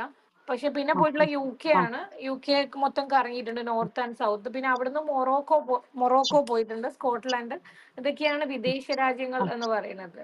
അല്ലാതെ നമ്മൾ ചാറ്റ് പ്രോഗ്രാംസ് ചെയ്തിട്ടുണ്ടോ? ഈ അപ്പൂപ്പൻ താടിയുടെ പേരിൽ അപ്പൂപ്പൻ താടിയുടെ ചെയ്തിട്ടുണ്ടോ? ഞാൻ പറഞ്ഞില്ല, നമ്മളിപ്പം പക്ഷെ അപ്പൂപ്പൻ താടി എന്നെക്കാളും ട്രാവൽ ചെയ്തിട്ടുണ്ട് വിദേശ രാജ്യങ്ങളിൽ. ഈ പറഞ്ഞ പോലെ വിയറ്റ്നാം, കംബോഡിയ, ബാലി, പിന്നെ കസാഖിസ്ഥാൻ, പിന്നെ നേപ്പാൾ, ശ്രീലങ്ക, പിന്നെ ഏതാ വരുന്നത്, അങ്ങനെ കുറച്ച് കൺട്രീസ് വരുന്നുണ്ട്. പിന്നെ മാൽദീവ്സ്, അങ്ങനെ എനിക്ക് തോന്നുന്നു ഒരു 10ഓളം കൺട്രീസ് വരുന്നുണ്ട്. സജ്ന, എന്താണ് സജ്നെ ഒരു സ്ഥലത്ത് പോയാൽ ആകർഷിക്കുന്നത്? നേരത്തെ പറഞ്ഞല്ലോ അവിടുത്തെ മനുഷ്യ ജീവിതം. എന്താണ് അതിൽ ഏറ്റവും അട്രാക്റ്റീവ് ആയിട്ട് തോന്നുന്നത് യാത്ര ചെയ്യുമ്പോൾ? വീണ്ടും വീണ്ടും യാത്ര ചെയ്യാനായിട്ടുള്ള ഒരു പ്രേരണ ഉണ്ടാക്കുന്നത് എന്താണ്? ചെയ്യുന്നത് ലൈക്ക് ഇപ്പം നമ്മളെ ഒരു ഡെസ്റ്റിനേഷൻ നമ്മൾ ചൂസ് ചെയ്യുന്നത്, അല്ലെങ്കിൽ ഞാൻ ചൂസ് ചെയ്യുന്നത്, അവിടെ എന്തെങ്കിലും ഒരു സാധനം നമുക്ക് സ്ട്രൈക്കിംഗ് ആയിട്ടുണ്ടാവും. ഇന്ന സാധനം കാണണം, അല്ലെങ്കിൽ ഇന്ന സാധനം കഴിക്കണം എന്നൊക്കെയുള്ള ഒരു ഇതിലായിരിക്കും നമ്മൾ ഓരോ ഡെസ്റ്റിനേഷനും ചൂസ് ചെയ്യുന്നത്. അപ്പം അതിപ്പോൾ ഈ പറഞ്ഞ പോലെ എന്തെങ്കിലും ഒരു ഫോട്ടോയോ അല്ലെങ്കിൽ ആരെങ്കിലും പറഞ്ഞു കേട്ടിട്ടുള്ള ഒരു അറിവൊക്കെ ആയിരിക്കും. അപ്പോൾ അത് റാൻഡംലി ഇതിൽ ഈ പറഞ്ഞിരിക്കുന്ന എന്തെങ്കിലും ഒന്നാവാം ആ സ്ഥലത്തോട്ട് ആകർഷിക്കുന്നത്. അത് അങ്ങനെ പോകുന്നതാണ്. എന്ത് ഫുഡാണ് കഴിക്കാൻ ഇഷ്ടപ്പെട്ട് പോകുന്ന? ഏത് സ്ഥലത്തെയാണ്? അങ്ങനെയല്ല, ഞാൻ പറഞ്ഞില്ലേ, ഫുഡ് എന്ന് പറഞ്ഞു കഴിഞ്ഞാൽ അത് കഴിക്കുന്ന അതെന്തും, അത് ഇന്ന ഒരു സാധനം ഒന്നുമില്ല. അപ്പൊ ആ സ്ഥലത്ത് ചെന്ന് കഴിഞ്ഞാൽ അവരുടെ ടേസ്റ്റ്, അവരുടെ മസാലാസ് ഇതെല്ലാം നമ്മളെക്കാളും വ്യത്യസ്തമായിരിക്കുമല്ലോ. അപ്പൊ അതെല്ലാം ഒന്ന് എക്സ്പെരിമെന്റ് ചെയ്യും. ഈ പറഞ്ഞ പോലെ ബാലിയിൽ പോയി കഴിഞ്ഞപ്പം അവരുടെ ഫ്രൈ റൈസ് ഉണ്ട് നമ്മളിവിടത്തെക്കാളും വ്യത്യസ്തമായിട്ടുള്ള അതിന്റെ ഒരു ടേസ്റ്റ് ഉണ്ട്. ഇത് ഭയങ്കര രസമാണ്. അപ്പൊ അതില് എപ്പോഴും ഇവിടെ എനിക്ക് തോന്നുന്നു ഇപ്പം പല റെസ്റ്റോറൻറ്റുകളിലും അവരുടെ ആ ഒരു ഫ്രൈ റൈസ് കിട്ടുന്നുണ്ട്. അതിനെ ഒരു പേര് നമ്മള് പറയുന്നത് ഗോരങ്, നാസി ഗോരങ്. അതില് ചിക്കൻ വരുന്നതുണ്ട്, എഗ്ഗ് വരുന്നുണ്ട്, വെജിറ്റേറിയൻ ഉണ്ട്. അപ്പം എപ്പോഴെങ്കിലും ഇവിടെയും അതുപോലെ ഏതൊക്കെ റെസ്റ്റോറൻറ്റിൽ പോയിട്ട് അത് കണ്ടു കഴിഞ്ഞാൽ വാങ്ങി കഴിക്കും. അങ്ങനെ ഇന്ന പെർട്ടിക്കുലർ സാധനം എന്നില്ല. ഇഷ്ടപ്പെടുന്നത് എന്തും, ചിലത് ടേസ്റ്റ് ചെയ്ത് ചിലപ്പോൾ ഇഷ്ടപ്പെടില്ല, അതുകൊണ്ട് പിന്നെ കഴിക്കില്ല. ചിലത് പക്ഷേ ഇഷ്ടപ്പെട്ടു കഴിഞ്ഞാൽ എവിടെന്നെങ്കിൽ പിന്നെ ചാൻസ് കിട്ടി കഴിഞ്ഞാൽ കഴിക്കും. മൊമോസ് ഞാൻ ആദ്യമായിട്ട് കഴിക്കുന്നത് തവാങ് പോയപ്പോഴാണ്. ഇപ്പൊ നമ്മുടെ എല്ലാ സ്ഥലത്തും മൊമോസ് കിട്ടും. ഇവിടെ തിരുവനന്തപുരത്ത് നിന്ന് അപ്പുറത്തേക്ക് ഇറങ്ങി കഴിഞ്ഞാൽ നമുക്ക് മൊമോസ് കിട്ടും. അപ്പം അങ്ങനെ എല്ലാം അങ്ങനെ ഇഷ്ടക്കേടായിട്ടുള്ള ഒന്നുമില്ല, ഓൾമോസ്റ്റ് എല്ലാം തന്നെ ഇഷ്ടമാണ്. ഈ ഓഫ് ബീറ്റ് ഡെസ്റ്റിനേഷൻസ് ആണല്ലോ സാധാരണ തെരഞ്ഞു പോകുന്നത് പറയണത്. ഈ ഓഫ് ബീറ്റ് ആയിട്ടുള്ള ഡെസ്റ്റിനേഷൻസ് നോക്കുന്നു എന്ന് പറഞ്ഞു. അതില് ഏറ്റവും ത്രില്ലിംഗ് ആയിട്ട് തോന്നിയത് എവിടെയാണ്? നമ്മളെ ശരിക്ക് വണ്ടർ അടുപ്പിച്ച ചില സ്ഥലങ്ങൾ ഉണ്ടാവുമല്ലോ നിങ്ങൾ കണ്ടെത്തിയതില്, അതേതാണ്? വണ്ടർ അടുപ്പിക്കാന്ന് പറഞ്ഞു കഴിഞ്ഞാൽ ഇപ്പം ആദ്യമായിട്ട് പോയ യാത്രകളിലെല്ലാം ഇപ്പം ഒരുവിധം കോമൺ ഡെസ്റ്റിനേഷൻസ് ആണ്. പിന്നെ ഞാൻ പറയാം, ആൻഡമാൻ പോകുമ്പോൾ എൻ്റെ ഒരു ഡെസ്റ്റിനേഷൻ എന്ന് പറഞ്ഞു കഴിഞ്ഞാൽ നോർത്ത് ആൻഡമാനിലെ റോസ് ആൻഡ് സ്മിത്ത് എന്ന് പറഞ്ഞ ഒരു ഇരട്ട ദ്വീപുണ്ട്. അതായിരുന്നു അതൊരു ഭയങ്കര രസകരമായ ഭയങ്കര ഭംഗിയുള്ള ഒരു സ്ഥലമാണ്. പക്ഷെ എനിക്കിങ്ങനെ ഒരു അഡ്വഞ്ചർ എക്സ്പീരിയൻസ് തന്നിട്ടുള്ളത് ഛത്തീസ്ഗഡിലേക്കുള്ള യാത്രയാണ്. അതായത് റായ്പൂരിൽ ലാൻഡ് ചെയ്തു. റായ്പൂരിൽ നിന്ന് ഓവർനൈറ്റ് ജഗദൽപൂർ പോയി. പിന്നെ അവിടുന്ന് ഒരു ലോക്കൽ ചേട്ടനെ പരിചയപ്പെട്ട് അയാൾ വണ്ടി എടുത്തു. ഇതേപോലെ ഇന്ത്യൻ നയാഗ്ര, അവിടെ ഒരു മഴക്കാലത്തായിരുന്നു ഞാൻ ചെന്നതെന്ന്. ഇന്ത്യൻ നയാഗ്രയും നിയർ ബൈ ഉള്ള കുറച്ച് വാട്ടർഫോൾസ് കണ്ടു. പിന്നെ അവിടുന്ന് വണ്ടി എടുത്ത് നമ്മൾ നേരെ ബോറ കേവ്സ് കാണാൻ പറ്റിയിട്ടില്ല, അവിടെ ഭയങ്കര ക്രൗഡ് കാരണം. പിന്നെ നേരെ നമ്മൾ വിശാഖപട്ടണം പോയി. അതെനിക്ക് ഭയങ്കര ഇഷ്ടപ്പെട്ട ഒരു റോഡ് ട്രിപ്പാണ് ഈ ഒരു പറഞ്ഞ സർക്യൂട്ട്. പിന്നെ അങ്ങനെ ബാക്കി ഇപ്പോൾ ത്രില്ലിംഗ് എന്ന് പറഞ്ഞാൽ ഞാൻ നേരത്തെ പറഞ്ഞ റോഡ് ട്രിപ്പിലൊക്കെ നമുക്ക് ഓരോ ദിവസവും ഭയങ്കര രസമായിരുന്നു. ഞങ്ങൾ രണ്ടുപേരും നല്ലപോലെ ഫുഡ് കഴിക്കുന്ന ആളാണ്. അപ്പം നല്ല ലോക്കൽ ഫുഡുകൾ ലോക്കൽ ഷോപ്പിൽ കയറിയിട്ട് കഴിക്കും. പിന്നെ അവിടുത്തെ ഇവരുടെ പക്കോടാസ് ഇതെല്ലാം അങ്ങനെ എനിക്കങ്ങനെ പെർട്ടിക്കുലർലി പറയാനില്ല, പക്ഷെ എല്ലാ മൊമെന്റ്സും നല്ലതായിരുന്നു. ഇനിയിപ്പോ ഈ കേരളത്തിലെ ഏറ്റവും യാത്ര ചെയ്യാൻ വീണ്ടും വീണ്ടും പോകണമെന്ന് ആഗ്രഹിക്കുന്ന ഏതെങ്കിലും സ്ഥലങ്ങളുണ്ടോ? കേരളത്തിലാണോ? കേരളത്തില് അങ്ങനെ ഒരു ഡെസ്റ്റിനേഷൻ ഇല്ല. പക്ഷെ എപ്പോഴും റാൻഡംലി ഇപ്പം ഒരു വീക്കെൻഡ് വന്നു കഴിഞ്ഞാൽ റാൻഡംലി എവിടെ പോകണം എന്ന് വെച്ച് കഴിഞ്ഞാൽ ഇപ്പൊ ട്രിവാൻഡ്രത്താണെങ്കിൽ കന്യാകുമാരി, നാഗർകോയിൽ നിയറസ്റ്റ് ഡെസ്റ്റിനേഷൻ ആണ്. അല്ലെങ്കിൽ ഒരു ഹിൽ സ്റ്റേഷൻ എന്ന് പറയുമ്പോൾ ഉടനെ മൂന്നാർ, വാഗമൺ പോകും. അങ്ങനെയുണ്ട്. അങ്ങനെ റിപ്പീറ്റഡ് ആയിട്ട് പോകണം എന്നൊന്നും ആഗ്രഹമില്ല. അങ്ങനെ ഒരു ഇഷ്ടമൊന്നുമില്ല. പക്ഷെ നമ്മൾ പോവും, അത്രേ ഉള്ളൂ. ഇങ്ങനെ ഇഷ്ടം കൊണ്ട് പോകുന്നൊന്നല്ല. കന്യാകുമാരി, നാഗർകോയിലിൽ എന്താണ് കാണാൻ മെയിൻ പോകുന്നത്? ആയിട്ട് ഫുഡ് കഴിക്കാൻ പോകും. അവിടുത്തെ എനിക്ക് തമിഴ് ഫുഡ് തമിഴ് ഫുഡ് ഇഷ്ടമാണ്. അവരുടെ ദോശ, മസാല ദോശയൊക്കെ നല്ലതാണ്. പിന്നെ കന്യാകുമാരി ഒരുപാട് പ്രാവശ്യം പോയൊരു ഡെസ്റ്റിനേഷൻ ആണ്. കടലും പിന്നെ അവരുടെ സൺസെറ്റും സൺറൈസും ഒക്കെ നല്ലതാണ്. പിന്നെ ഞങ്ങളിപ്പോൾ ഇതേപോലെ കഴിഞ്ഞ ആഴ്ച അവിടെ ഒരു ചെറിയ ട്രക്കിന് പോയി. ആരൽവായ്മൊഴി എന്ന് പറഞ്ഞിട്ട് മറ്റേ ഒരു ചെറിയൊരു 45 മിനിറ്റ് ഹൈക്കുള്ള ഒരു ചെറിയൊരു മുരുകൻ ടെമ്പിൾ ഉണ്ട് അതിന്റെ മുകളിൽ. അങ്ങനെ പോയി. പിന്നെ അതിന്റെ അടുത്ത് ഇപ്പോൾ ഒരുപാട് ഇപ്പം നാഗർകോയിൽ ഒരുപാട് സ്പോട്ടുകളുണ്ട്. കുഞ്ഞു കുഞ്ഞു വാട്ടർഫോൾസ്, ഡാം റിസർവോയേഴ്സ് ഒക്കെ ഉണ്ട്. അപ്പം അങ്ങനെ എനിക്ക് തോന്നുന്നു ഇപ്പം നാഗർകോയിലേക്ക് വീണ്ടും വീണ്ടും പോകാൻ തോന്നുന്നത് ഈ പറഞ്ഞിരിക്കുന്ന സ്പോർട്സ് എല്ലാം ഒന്ന് എക്സ്പ്ലോർ ചെയ്യാനാണ്. പിന്നെ ഫുഡ് കഴിക്കാനാണ്. പിന്നെ ആ പോണ വഴിക്ക് നൊങ്ക് സർബത്ത് എനിക്ക് ഭയങ്കര ഇഷ്ടമുള്ള ഒരു സാധനമാണ്. അതൊരു വേറെ ടേസ്റ്റ് ആണ്. ഓക്കെ. പനനൊങ്ക്. പനനൊങ്ക്. അല്ല, ഇത്തരം വളരെ രുചികരമായ വിഭവങ്ങൾക്ക് വേണ്ടിയുള്ള ഒരു റെസ്റ്റോറന്റ് ആരംഭിക്കാൻ പറ്റത്തില്ലേ? നല്ല ഇന്ത്യയിലുള്ള അയ്യോ താങ്കൾ പറയുന്ന അയ്യോ പോലെയുള്ള നമ്മള് UK കണ്ട് തിരിച്ച് നാട്ടിലെത്തി കഴിഞ്ഞപ്പോ കണ്ട ഏറ്റവും കൂടുതൽ ആളുകൾ തുടങ്ങിയ ബിസിനസ് ആണ് റെസ്റ്റോറന്റ്. നമ്മൾ അതിൽ ഇൻവെസ്റ്റ് ചെയ്ത് എന്തിനാ ഉം. നമ്മളുള്ള കാശ് കളയുന്നത്? അല്ല, ഞാൻ പറഞ്ഞത് എല്ലാ യാത്രികർക്കും എല്ലാ സ്ഥലങ്ങളിൽ നിന്നും ഇതേപോലെ വ്യത്യസ്തമായിട്ടുള്ള അനുഭവങ്ങളുണ്ട് ഈ ആഹാരത്തിന്റെ. അപ്പൊ അതൊക്കെ കിട്ടുന്ന ഒരു ഷോക്കേസിങ് ഓൾ ദീസ് ഒരു അങ്ങനെ ഒരു റെസ്റ്റോറന്റ് ഉണ്ടാകണം എന്നുള്ള ഞങ്ങളെ അധികം യാത്ര ചെയ്യാത്ത ഞങ്ങളുടെ ആഗ്രഹം ഞാൻ പറഞ്ഞത് നമ്മൾ മാത്രമേ ഉള്ളൂ. അതുപോലെ നമ്മള് അപ്പൂപ്പന്താടി വോക്സ് എന്നൊരു സംരംഭം കൊണ്ടുവന്നിട്ടുണ്ട്. അതായത് ഇതേപോലെ ഒരു ഇന്ത്യയിലെ ഓരോ സ്ഥലങ്ങളിലെ വ്യത്യസ്തമായ രുചികൾ ഷെയർ ചെയ്യുക. അതിലൊന്ന് കശ്മീരിൽ നിന്ന് കവ, കശ്മീരിൽ നിന്ന് സാഫ്രോൺ, സിക്കിമിലെ ടീ, പിന്നെ ചിക്കമംഗ്ലൂര് കോഫി, പിന്നെ അങ്ങനെ പിന്നെ നമ്മുടെ ബാലിയിലെ മറ്റേ ലുവ കോഫി. ഇതൊക്കെ ഇങ്ങനെ ഇപ്പോഴും അത് ഇത്തിരി സ്ലോ ആണ്. രണ്ടാമത് റെസ്യൂം ചെയ്യണം. അങ്ങനത്തെ ഒരു സെറ്റപ്പ് ചെറിയൊരു ഒരു സെറ്റപ്പ് നമ്മൾ തുടങ്ങിയിട്ടുണ്ടായിരുന്നു. അത് ഇതേ ഉദ്ദേശമാണ്. നമ്മൾ പോകുന്ന സ്ഥലങ്ങളിലെ രുചികൾ ആളുകളിലേക്ക് എത്തിക്കുക എന്നുള്ള ഒരു ഉദ്ദേശത്തിലാണ് അപ്പൂപ്പന്താടി വോക്സ് എന്ന് പറയും. പണ്ട് വൈക്കം സത്യാഗ്രഹ കാലത്ത് സിഖുകാര് പഞ്ചാബിൽ നിന്ന് വന്ന സിഖുകാരാണ് കേരളത്തിൽ ചപ്പാത്തി പ്രചരിപ്പിച്ചത്. പക്ഷെ അന്ന് അതങ്ങനെ. ഇപ്പം ഓരോ നിമിഷവും ലക്ഷക്കണക്കിന് ആൾക്കാർ ലോകത്തിന്റെ പല ഭാഗത്തു നിന്നും യാത്ര ചെയ്യുന്നു. അപ്പം തിരിച്ചു വരുമ്പോൾ എങ്ങനെ ചില ആഹാര രീതികൾ കൂടെ കൊണ്ടുവരണം. ഇത് വളരെ എളുപ്പമാണ്. നമ്മള് സാമ്പാറും നമ്മുടെ ഐറ്റം അല്ല. സാമ്പാർ ചൈനക്കാരുടെയാണ് അത്. പക്ഷെ നമ്മൾ നമ്മുടെ ആണ് സാമ്പാർ ചൈനക്കാരുടെയാണ് അത്. പക്ഷെ നമുക്കറിയില്ല. നമ്മളിപ്പോഴും അത് കേരളത്തിന്റെ സാമ്പാർ എന്ന് പറഞ്ഞിട്ടാണ് ചെയ്യുന്നത്. അങ്ങനെ കുറെ ഭക്ഷണങ്ങളിൽ തന്നെ ഭക്ഷണങ്ങളെ കുറിച്ച് നമ്മളെ ഭക്ഷണം, സിനിമ, യാത്ര ഇതെല്ലാം കണക്റ്റഡ് ആയിട്ടുള്ള ഒരു സംഭവമാണ്. അപ്പം ഒന്നെങ്കിൽ യാത്ര കണ്ടിട്ട് സിനിമ ചെയ്യും, അല്ലെങ്കിൽ ചില സ്ഥലങ്ങളിൽ ഇപ്പം ഓക്സ്ഫോർഡ് എന്ന് പറഞ്ഞിട്ട് ഒരു സിനിമ, ഒരു ഇംഗ്ലീഷ് മൂവി നെറ്റ്ഫ്ലിക്സിൽ വന്നിട്ടുണ്ടായിരുന്നു. അപ്പൊ ഞങ്ങള് UK വരുന്നതിന് മുന്നേ ഓക്സ്ഫോർഡ് യൂണിവേഴ്സിറ്റി ആ ഒരു 38 യൂണിവേഴ്സിറ്റി ചേർന്ന ഇത് പോയി കണ്ടായിരുന്നു ഓക്സ്ഫോർഡ്.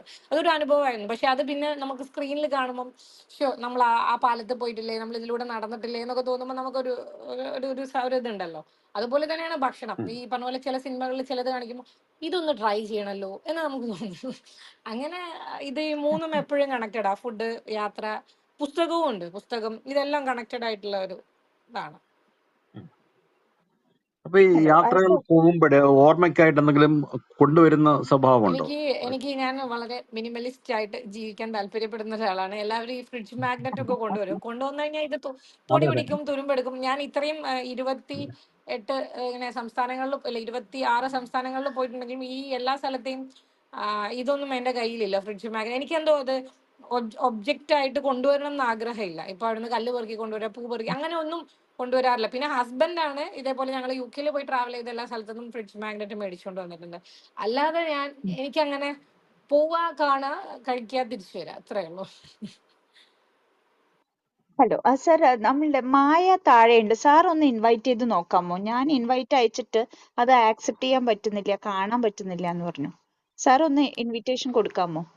അല്ല, അത് പറ്റുന്നില്ല. കാര്യം ഓൾറെഡി ബീൻ ഇൻവൈറ്റഡ് എന്ന് പറഞ്ഞിട്ടാണ് ഓരോ പ്രാവശ്യം എന്നാണ് കാണിക്കുന്നത്. അതെ അതെ, എനിക്ക് അത് തന്നെയാണ് മെസ്സേജ് ഞാനത് invited to the room by Hema എന്ന് പറയുന്ന ഒരു കാണുന്നുണ്ട്. ഇൻവിറ്റേഷൻ അവിടെ കാണുന്നുണ്ട്. അതിൽ ക്ലിക്ക് ചെയ്ത് കഴിഞ്ഞാൽ കയറാൻ പറ്റും സാധാരണഗതിയില്. കണക്ഷൻ ഒരു കുഴപ്പമില്ല എന്നാണ് പറയണത്. എന്താ കാരണം എന്ന് മനസ്സിലാവില്ല. അത് ലീവ് ചെയ്തിട്ട് റീജോയിൻ ചെയ്യാൻ കൂടെ ഒന്നും കൂടെ ശ്രമിച്ചു നോക്കി കഴിഞ്ഞാൽ ചിലപ്പം കിട്ടിയേക്കും. എന്താണ് പലവട്ടം ഡീൽ ചെയ്തു, പിടിയില്ല. പലവട്ടം ഹെഡ്സെറ്റ് ആക്കി വീണ്ടും ജോയിൻ ചെയ്യാണ്. അതേ ലിങ്ക് ഒന്നുകൂടി വേണമെങ്കിൽ ഞാൻ ഷെയർ ചെയ്ത് തരാം. ആ ലിങ്ക് ഒന്ന് ജോയിൻ ചെയ്ത് നോക്കാം. അപ്പം നമ്മൾ തന്നെ സംസാരിച്ചുകൊണ്ടിരിക്കുന്നു. സജ്ജന അതിന് ചോദ്യങ്ങൾക്ക് ഉത്തരം പറഞ്ഞുകൊണ്ടേയിരിക്കുന്നു. ബാക്കി ഇവിടെ ഉള്ളവർക്ക് ഇതിൽ പങ്കെടുക്കാം.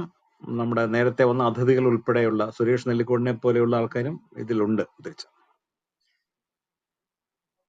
അപ്പം സജ്ജനയോട് ഇനി ചോദിക്കാനുള്ളത്, ഇനിയുള്ള ഈ സാധാരണഗതിയിലെ ഇപ്പൊ താങ്കൾ പോകുന്നത് ഷെഡ്യൂൾഡല്ലാത്ത യാത്രകളാണ്. ഇങ്ങനെ പോണു, പിന്നെ ഒരു വണ്ടിയെ കയറി പോണു, ആക്സിഡന്റ് യാദൃച്ഛികമായിട്ട് ആൾക്കാരെ പരിചയപ്പെടുന്നു, താമസിക്കുന്നു. ഇതല്ല, നമ്മൾ ഒരു ആസൂത്രിതമായിട്ടാണല്ലോ ഒരു ട്രൂപ്പിനെ അല്ലെങ്കിൽ ഗ്രൂപ്പിനെ കൊണ്ടുപോകുന്നത്. അതെ. അതെ. അപ്പൊ അത് നേരത്തെ എന്റെ സാധാരണ എല്ലാ യാത്രാ സംഘങ്ങളും ചെയ്യുന്ന പോലെ അതിന്റെ ഒരു ഷെഡ്യൂൾ അടിച്ച് തയ്യാറാക്കി കൊടുത്ത് അങ്ങനെയല്ലേ പോകാറുള്ളത് തിരിച്ച്? അതും രണ്ടാണ്. നമ്മൾ തമ്മില് ഒറ്റയ്ക്ക് പോകുന്ന സമയത്ത് ഇതേപോലെ ഒരു പോക്ക് പോവും. മറ്റേതാവുമ്പം നമ്മൾ ഫുൾ സ്കെഡ്യൂൾ ചെയ്ത്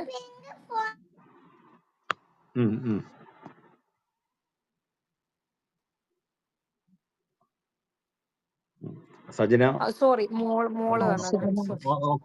മോളാണ് അല്ലേ?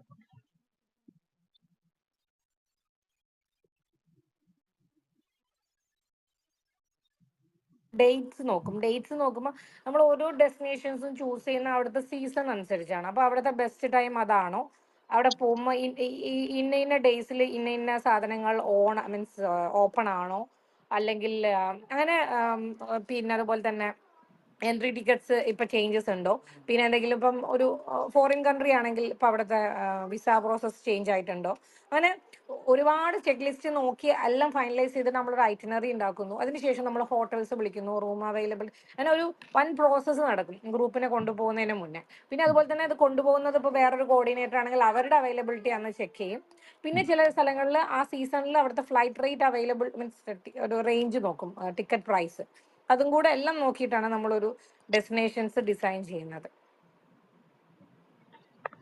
നേരത്തെ ഈ തഞ്ചാവൂർ യാത്രയിലൊക്കെ അവിടുത്തെ ലോക്കൽ ആർട്ടിസൻസ് വീട് ഉണ്ടാക്കുന്നവര്, അങ്ങനെയുള്ള ഒത്തിരി പരമ്പരാഗതമായ നിർമ്മാണ പ്രവർത്തനങ്ങളിലൊക്കെ ഏർപ്പെടുന്ന കലാകാരന്മാരെയൊക്കെ അവരുടെ സ്ഥലങ്ങൾ സന്ദർശിച്ചു എന്നൊക്കെ പറയുകയുണ്ടായി.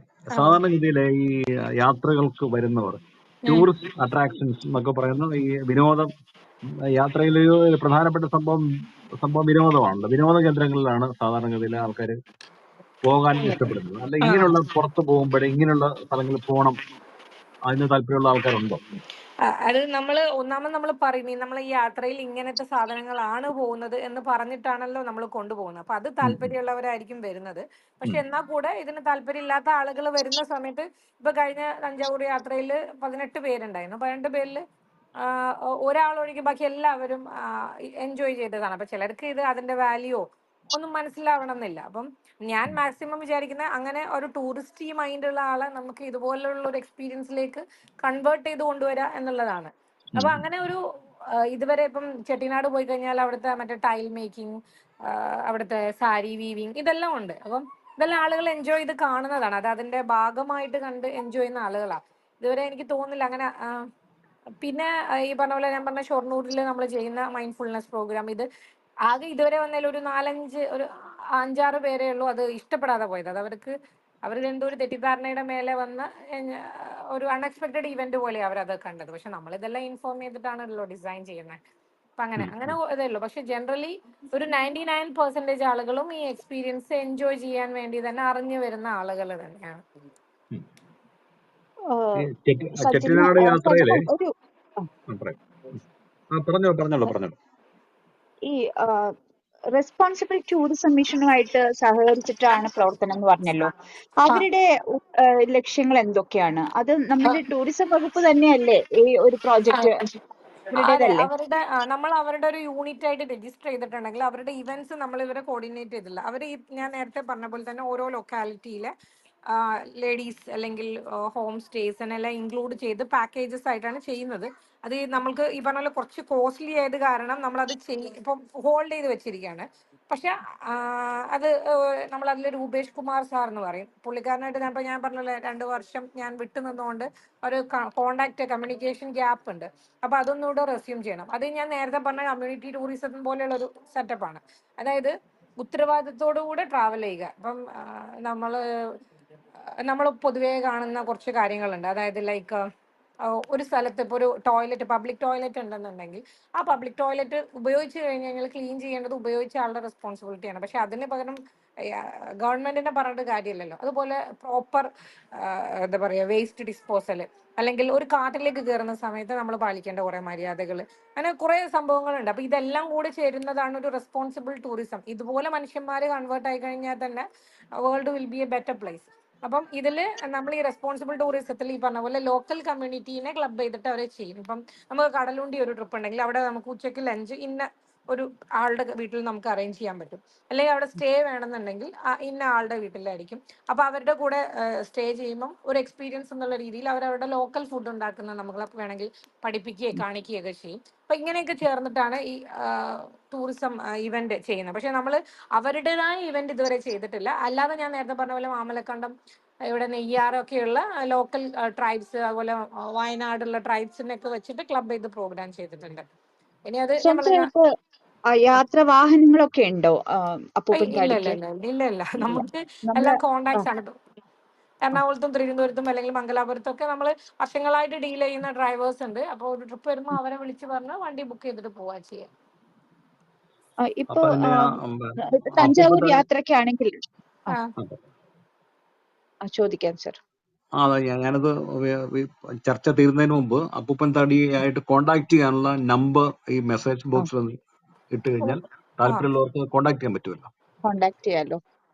ഓക്കെ. മാത്രമല്ല സ്ത്രീകളെ എംപവർ ചെയ്യുന്ന യാത്രകളാണ് എന്ന് പറഞ്ഞു.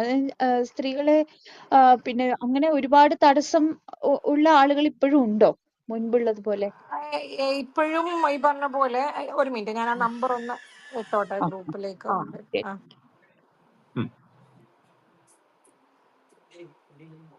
നമുക്ക് യാത്രകൾ എന്ന് പറയുമ്പം ആളുകൾ ഈ പറഞ്ഞ പോലെ കൊറോണയ്ക്ക് മുന്നേയും ശേഷവും എന്ന് പറയാം. ഇപ്പം കൊറോണയ്ക്ക് മുന്നേ ആളുകൾ ട്രാവൽ ചെയ്യാൻ കുറെ എല്ലാം, അതായത് ഞാൻ എല്ലാം ഓക്കെ ആയതിനു ശേഷം, അല്ലെങ്കിൽ എനിക്ക് ലീവ് കിട്ടിയതിന് ശേഷം ഒക്കെ ട്രാവൽ ചെയ്യാം, ജോലി കിട്ടിയതിന് ശേഷം ട്രാവൽ ചെയ്യാന്നൊക്കെ വിചാരിച്ച ആളുകളാണ്. പക്ഷെ കൊറോണ വന്നു കഴിഞ്ഞപ്പോൾ ആളുകൾക്ക് മനസ്സിലായി ഇനി വെയിറ്റ് ചെയ്തിട്ട് കാര്യമില്ല. അപ്പൊ ഭയങ്കര ബൂമാണ്, എല്ലാ സ്ഥലത്തും ക്രൗഡാണ്. അപ്പൊ ഇപ്പം ട്രാവൽ ചെയ്യുന്നതിൽ ആ ഒരു കോർ ട്രാവലിംഗ് എസെൻസ് ഉള്ള ആളുകളൊക്കെ വളരെ കുറവാണ്. അല്ലെന്നുണ്ടെങ്കിൽ ആളുകൾ ഈ പറഞ്ഞ പോലെ ട്രാവൽ ചെയ്ത് എന്താ പറയാ, ട്രെൻഡിന് വേണ്ടി ട്രാവൽ ചെയ്യുന്ന ആളുകളുണ്ട്.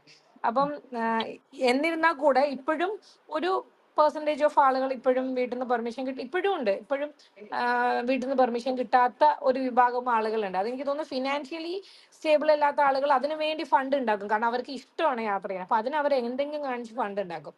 പക്ഷെ മറ്റേത് വീട്ടുകാർ ഇപ്പോഴും പെർമിഷൻ തരുന്നില്ല എന്ന് പറയുന്ന ഒരു ചെറിയ പെർസെൻറ്റേജ് ഇപ്പോഴും ഉണ്ട്.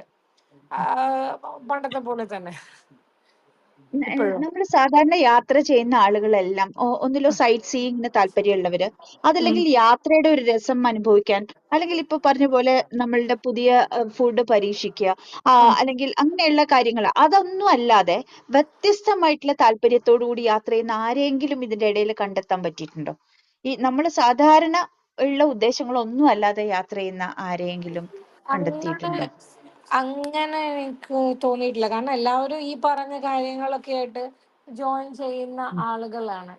പിന്നെ ഫോട്ടോഗ്രാഫിക്ക് വേണ്ടി ട്രാവൽ ചെയ്യുന്നുണ്ട്. അതിനൊരു എക്സാമ്പിൾ എൻ്റെ ഹസ്ബൻഡാണ്. പുള്ളിക്കാരൻ മാക്രോ ഫോട്ടോഗ്രാഫിയാണ്. അതായത് ചില കേരളത്തിലെയും അല്ലെങ്കിൽ ഇന്ത്യയിലെ തന്നെ ചില പെർട്ടിക്കുലർ സ്ഥലങ്ങളിലെ പിറ്റ് വൈപ്പേഴ്സ്, തവളകള്, ഇതിന്റെയൊക്കെ മാക്രോ ഫോട്ടോഗ്രാഫി എടുക്കുന്നത്.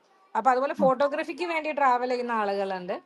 അല്ലാതെ എനിക്ക് അങ്ങനെ ഇത് ഈ പറഞ്ഞ പോലെ ഒന്നുകിൽ ഫുഡ്, അല്ലെങ്കിൽ ആളുകൾ, അല്ലെങ്കിൽ ചില സ്ഥലത്ത് പോയിട്ട് വെറുതെ താമസിച്ചിട്ട് കണ്ടിട്ട് പോരുന്ന, അതായത് ചിലര് കാഴ്ച കാണാൻ പോലും പോലെ ചുമ്മാ അവിടെ പോയിട്ട് ഇരുന്ന് ലോക്കൽ ഫുഡ് കഴിച്ച് സ്റ്റേ ചെയ്ത് വരുന്ന അങ്ങനത്തെ ആളുകൾ. അത് ഒരു വേറെ കൈൻഡ് ഓഫ് ട്രാവലിംഗ്.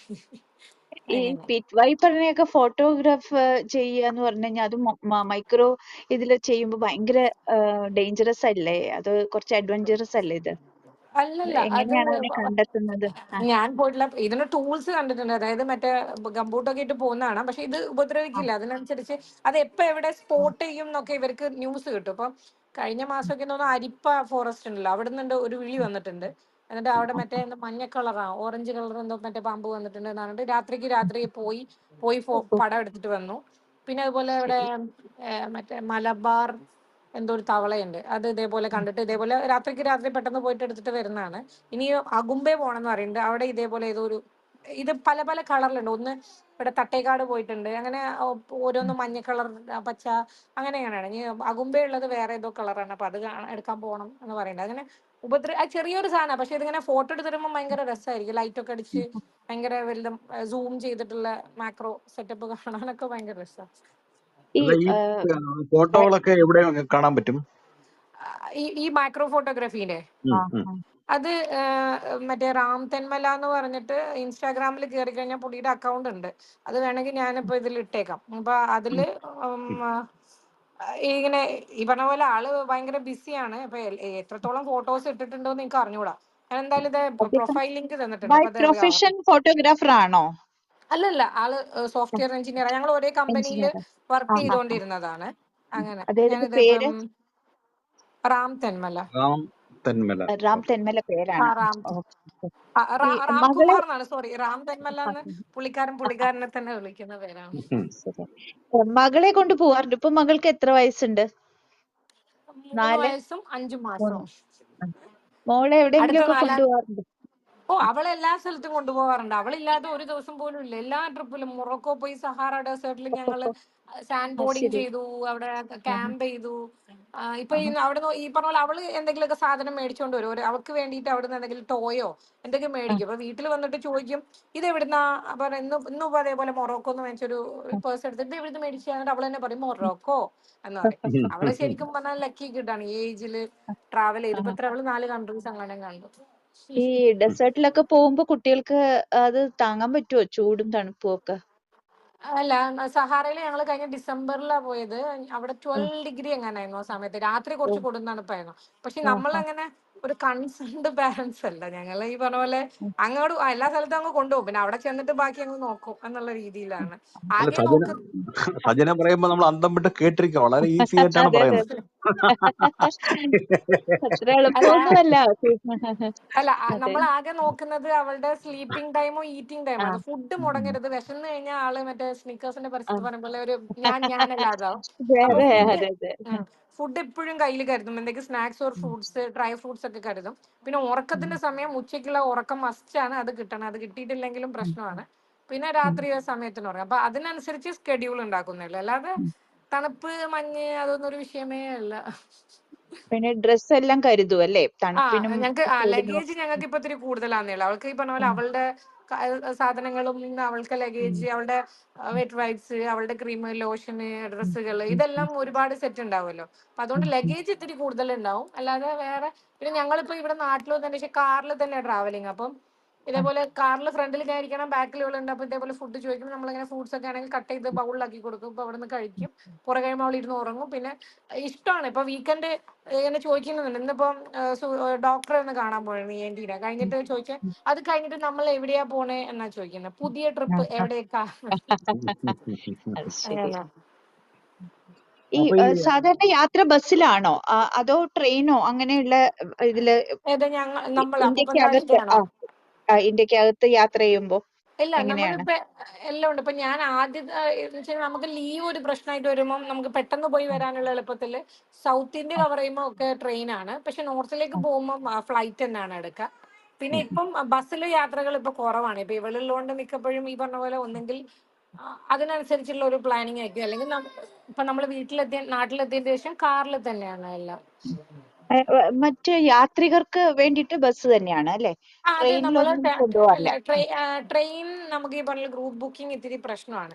പിന്നെ നമ്മള് തഞ്ചാവൂരിന്നും നമ്മള് എറണാകുളത്തുനിന്നും സ്റ്റാർട്ട് ചെയ്യുന്ന സമയത്ത് മറ്റേ സ്ലീപ്പർ ബസ്സിൽ ബുക്ക് ചെയ്തിട്ട് അങ്ങനെയാണ് പോവുക. ഇപ്പൊ പോണ്ടിച്ചേരി പോയിരിക്കുന്നതും അങ്ങനെയാണ്. ഈ ബഡ്ജറ്റ് ട്രാവലിംഗ് ചെയ്യുമ്പോ നമുക്ക് അത്ര അധികം സൗകര്യങ്ങളൊന്നും ഇല്ലാത്ത സ്ഥലങ്ങളിലല്ലേ താമസിക്കേണ്ടി വരിക?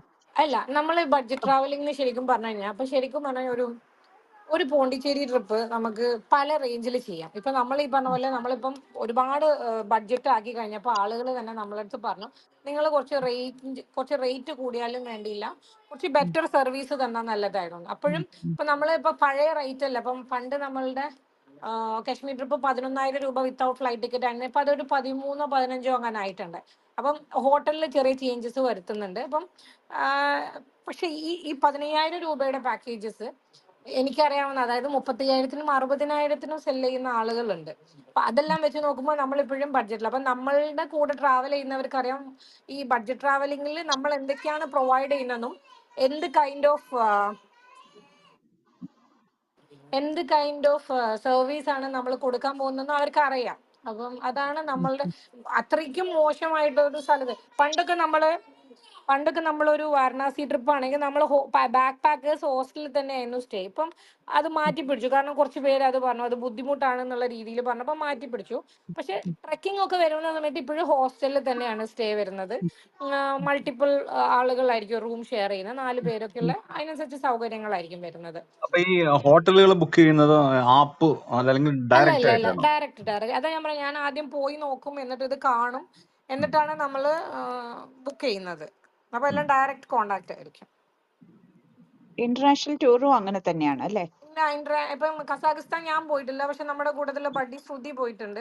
നേപ്പാൾ ഞാൻ പോയിട്ടില്ല, പക്ഷെ നമ്മുടെ കൂട്ടത്തില് നിഹാല പോയിട്ട്. വിയറ്റ്നാമും കംബോഡിയയും ഞാൻ ആ പോയിട്ടില്ല. നമ്മുടെ കൂട്ടത്തില് അഡ്വക്കേറ്റ് ഷാനിബ പോയിട്ടുണ്ട്. പിന്നെ അതുപോലെ ഞാൻ പോവാത്ത കൺട്രീസ് ഞാൻ പറയാം, എന്നെക്കാളും അപ്പുപ്പന്താടി കൺട്രീസ് കണ്ടിട്ടുണ്ട്. അപ്പം ഇതെല്ലാം അവർ പോയി അവിടുന്ന് കോണ്ടാക്ട് എടുത്ത് നമ്മളത് കമ്മ്യൂണിക്കേറ്റ് ചെയ്ത് ബുക്ക് ചെയ്തിട്ടാണ് എടുക്കുന്നത്. അപ്പം ഈ ആപ്പുകൾ വഴി ചെയ്യുമ്പോൾ ഉള്ള റേറ്റും പിന്നെ അതിന്റെ ക്രെഡിബിലിറ്റി ഒക്കെ എനിക്ക് ഒരു പ്രശ്നമാണ്. നമ്മൾ ഗ്രൂപ്പിനെ കൊണ്ടുപോകുന്നതല്ലേ, ഒരു ഈ ഇതാണ്. നമ്മള് ഒരു യാത്രികനെ തെരഞ്ഞെടുക്കുമ്പോൾ, യാത്രികനെയോ യാത്രികയോ തെരഞ്ഞെടുക്കുമ്പോൾ അവരുടെ ആരോഗ്യ പരമായിട്ടുള്ള പ്രശ്നങ്ങൾ എന്തെങ്കിലും ഉണ്ടോ എന്നൊക്കെ അന്വേഷിക്കാറുണ്ടോ? കാരണം നമ്മളത് യാത്രയിൽ എന്തെങ്കിലും ട്രക്കിന് നമ്മൾ ഇത് കൺസിഡർ ചെയ്യും. പക്ഷെ ഇപ്പം നമ്മൾ അതൊരു ട്രാവൽ കൺസെന്റ് നമ്മളത് ഇൻട്രൊഡ്യൂസ് ചെയ്തുകൊണ്ടിരിക്കുകയാണ്. ട്രാവൽ കൺസെന്റ് എന്ന് പറഞ്ഞു കഴിഞ്ഞാൽ അവർക്കുള്ള ഹെൽത്ത്, ചിലർ പറയും വരുന്നതിന് മുന്നേ ഈ ചില ഹൈ അലർജി ഇഷ്യൂസ് ഒക്കെ ഉള്ളവരാണെങ്കിൽ നമ്മളടുത്ത് ഇൻഫോം ചെയ്യും. നമ്മൾ ചോദിക്കും പോകുന്നതിന് മുന്നേ എന്തെങ്കിലും ഹെൽത്ത് ഇഷ്യൂസ് ഉള്ളവരുടെ അടുത്ത് നമ്മൾ പറയാൻ പറയും. പിന്നെ അതുപോലെ റെഗുലർ മെഡിസിൻസ് ഉണ്ടെങ്കിൽ അത് എടുക്കാൻ പറയും. പിന്നെ അവരുടെ ഇമ്മീഡിയറ്റ് കോണ്ടാക്ട് ഇതെല്ലാം എടുത്തു വെച്ചിട്ടാണ് നമ്മൾ ട്രാവൽ ചെയ്യുന്നത്. പക്ഷെ നമ്മളത് കുറച്ചും കൂടെ ഇതായിട്ട് നമ്മളിപ്പോൾ ട്രാവൽ കൺസെന്റും കൂടെ മേടിക്കണം. അതായത് അവർ നമ്മളെ അടുത്തെല്ലാം ഇൻഫോം ചെയ്തിട്ടുണ്ട് എന്നുള്ള രീതിയിലുള്ള ഒരു ഡിക്ലറേഷൻ തന്നിട്ട് അതൊരു നെക്സ്റ്റ് ലെവൽ നമ്മൾ അത് അപ്ഡേറ്റ് ചെയ്തുകൊണ്ടിരിക്കുകയാണ്. അങ്ങനെ ചെയ്യാൻ എന്താ കാരണം? എന്തെങ്കിലും തരത്തിലുള്ള അല്ല നമ്മൾ ഉണ്ടായിട്ടുണ്ടോ? അല്ലല്ല നമ്മൾ പ്രശ്നം ഉണ്ടായതല്ല, നമുക്കത് വേണം. കാരണം നമ്മൾ ഒരുപാട് ഒരു ഊരും പേരും ഒന്നും അറിയാതെ ആളുകളെ നമ്മൾ ഇത്രയും ദൂരത്തേക്ക് കൊണ്ടുപോകുമ്പോൾ നാളെ എന്തെങ്കിലും ഒരു എമർജൻസി വന്നു കഴിഞ്ഞാൽ നമുക്ക് ഹാൻഡിൽ ചെയ്യണമെങ്കിൽ നമ്മുടെ കയ്യിൽ എന്തെങ്കിലും ഇൻഫർമേഷൻസ് റെക്കോർഡിക്കലി വേണമല്ലോ. സോ ശരിയാണ്. അതുകൊണ്ട് ഒന്നും ഉണ്ടായിട്ടല്ല, ഒന്നും ഉണ്ടാവാതിരിക്കാൻ വേണ്ടിയിട്ട് ചെയ്യുന്നതാണ്. ശരി. അങ്ങനെ. നമ്മളിത് ചോദിക്കുന്നത് യാത്ര ചെയ്യാൻ താല്പര്യമുള്ള ആളുകൾക്ക് ഈ ഇൻഫർമേഷൻ ഒക്കെ ഷെയർ ചെയ്യാൻ പറ്റുമല്ലോ. ഇത് ആ കേൾക്കുമ്പോൾ അവർക്കും തയ്യാറെടുപ്പിന് സാധ്യത ഉണ്ടല്ലോ. ആ അതുകൊണ്ടാണ്. പിന്നെ യാത്ര ചെയ്യുമ്പോൾ നമ്മൾ എന്തെങ്കിലും മാർഗനിർദ്ദേശങ്ങൾ കൊടുക്കാറുണ്ടോ? ഗൈഡ് ലൈൻസ്, ഉണ്ട് വസ്ത്രം. ഉണ്ട്. ആ, നമ്മള് ആ, ഇപ്പൊ ആ, ഒരു 1 ഡേ ട്രിപ്പ് ആണെങ്കിൽ പോലും നമ്മളൊരു ബ്രീഫിംഗ് കൊടുക്കും. നമ്മൾ ഇന്ന സ്ഥലത്ത് ഇങ്ങനെയാണ് പോണത്, നിങ്ങൾ എന്തൊക്കെയാണ് പാക്ക് ചെയ്യേണ്ടത്, അവിടുത്തെ വെതർ എന്താണ്, ഇതെല്ലാം കൊടുക്കും. ഇതൊരു ലോങ് ട്രിപ്പ് ആണെങ്കിൽ ലൈക്ക് ഒരു 5 to 10 ഡേയ്സ് ഒക്കെ വരുന്ന ട്രിപ്പാണ്, നമ്മളൊരു ചെറിയ ഗൂഗിൾ മീറ്റ് വെക്കും. അതിൽ ആ, അവിടെ പോയ ഒരു ബഡ്ഡി ആയിരിക്കും ഗൂഗിൾ മീറ്റ് എടുക്കുന്നത്. അതിൽ ആളുകൾക്ക് സംശയങ്ങൾ ചോദിക്കാം. അപ്പൊ ഇവരായിരിക്കും ഡീറ്റെയിൽസ് പറഞ്ഞു കൊടുക്കും. എന്നിട്ട് നമ്മളൊരു വലിയ ബ്രീഫിംഗ് കൊടുക്കും. അവിടെ എന്തൊക്കെ ടൈപ്പ് ഫുഡ് ഉണ്ട്, നിങ്ങൾ ഫസ്റ്റ് എയ്ഡ്, ഓരോരുത്തർ പേഴ്സണൽ ഫസ്റ്റ് എയ്ഡ് ബാഗ് കരുതണം, അതിൽ ഏതൊക്കെ മെഡിസിൻസ് ആണ് വേണ്ടത്, ഇങ്ങനെയുള്ള എല്ലാ കാര്യങ്ങളും വെച്ചൊരു ബ്രീഫിംഗ് കൊടുത്തിട്ടാണ് നമ്മൾ പോകുന്നത്. പിന്നെ വിസ ഓൺ അറൈവലിനാണെങ്കിൽ അതിന്റെ പ്രൊസീജിയേഴ്സ് എന്തൊക്കെയാണ്, ഇമിഗ്രേഷനിൽ എന്തൊക്കെയാണ് കൊടുക്കേണ്ടത്, പിന്നെ അങ്ങനെ കുറച്ച് ഡോക്യുമെന്റേഷൻസ് അതുണ്ട്. ഇതെല്ലാം ഡീറ്റെയിൽ ചെയ്തിട്ടാണ് നമ്മളൊരു ഗ്രൂപ്പിനെ കൊണ്ടുപോകുന്നത്. കൊടുക്കുന്നു. രാംകുമാർ കൂടെ ഉണ്ടോ? ഒന്ന് സംസാരിക്കാൻ പറ്റുമോ? അദ്ദേഹം ഫോട്ടോഗ്രാഫറും അല്ലേ? അല്ല, രാംകുമാർ അല്ലേ സർ? മോളെ ഹാൻഡിൽ ചെയ്തുകൊണ്ടിരിക്കുകയാണ്. അല്ല, മോൾക്കും സംസാരിക്കാം. അവര് യാത്രികരാണല്ലോ. ആ അല്ല, ഇപ്പൊ ഞങ്ങൾ രണ്ടുപേരും കൂടെ ഇതിൽ ഇൻവോൾവ് ആയി കഴിഞ്ഞു കഴിഞ്ഞാൽ പിന്നെ അവള് ഭയങ്കര അതെ അതെ പ്രശ്നമാവും. അതുകൊണ്ടാണ്. അതെ. ഓക്കെ. ആ അപ്പൊ ഈ യാത്രകൾ ഷൂട്ട് ചെയ്തിട്ടുണ്ടോ? ഏതെങ്കിലും വീഡിയോ യൂട്യൂബിലോ വല്ലതും? എന്റെ ഇൻസ്റ്റാഗ്രാം പ്രൊഫൈലിൽ കുറച്ചുണ്ട്, പിന്നെ പഴയ ഇതിലുണ്ട്, ലൈക്ക് നമ്മളുടെ പേരെന്താ, യൂട്യൂബിലുണ്ട്. പക്ഷെ ഇപ്പൊ റീസെന്റ് ചെയ്തിരിക്കുന്നതെല്ലാം തന്നെ ഇവിടെയാണ്, മറ്റേ ഇൻസ്റ്റാ റീലാണ്. ഇപ്പം ഞാനിപ്പോ ഷെയർ ചെയ്യുകയാണെങ്കിൽ ഇപ്പം സജ്ന അലി ആ എന്ന പേര് തന്നെയാണല്ലോ അല്ലേ? സജിന അലി. ഞാനിപ്പോ ഞങ്ങളുടെ ഒരു മിനിറ്റ്, ഞാനിപ്പോ ഒരു ലിങ്ക് ഷെയർ ചെയ്ത് ഞങ്ങളുടെ മൊറോക്കോയിലെ ഒരു ഒരു ഒരു ഷോർട്ട് സാധനമാണ്, ഒരു ചെറിയ റീല് അത് ചെയ്തിട്ടുണ്ട്. അതാണ് അക്കൗണ്ട്. അതിൽ കയറി കഴിഞ്ഞാൽ റീൽസിൽ കാണാം ഈ സാധനങ്ങളൊക്കെ.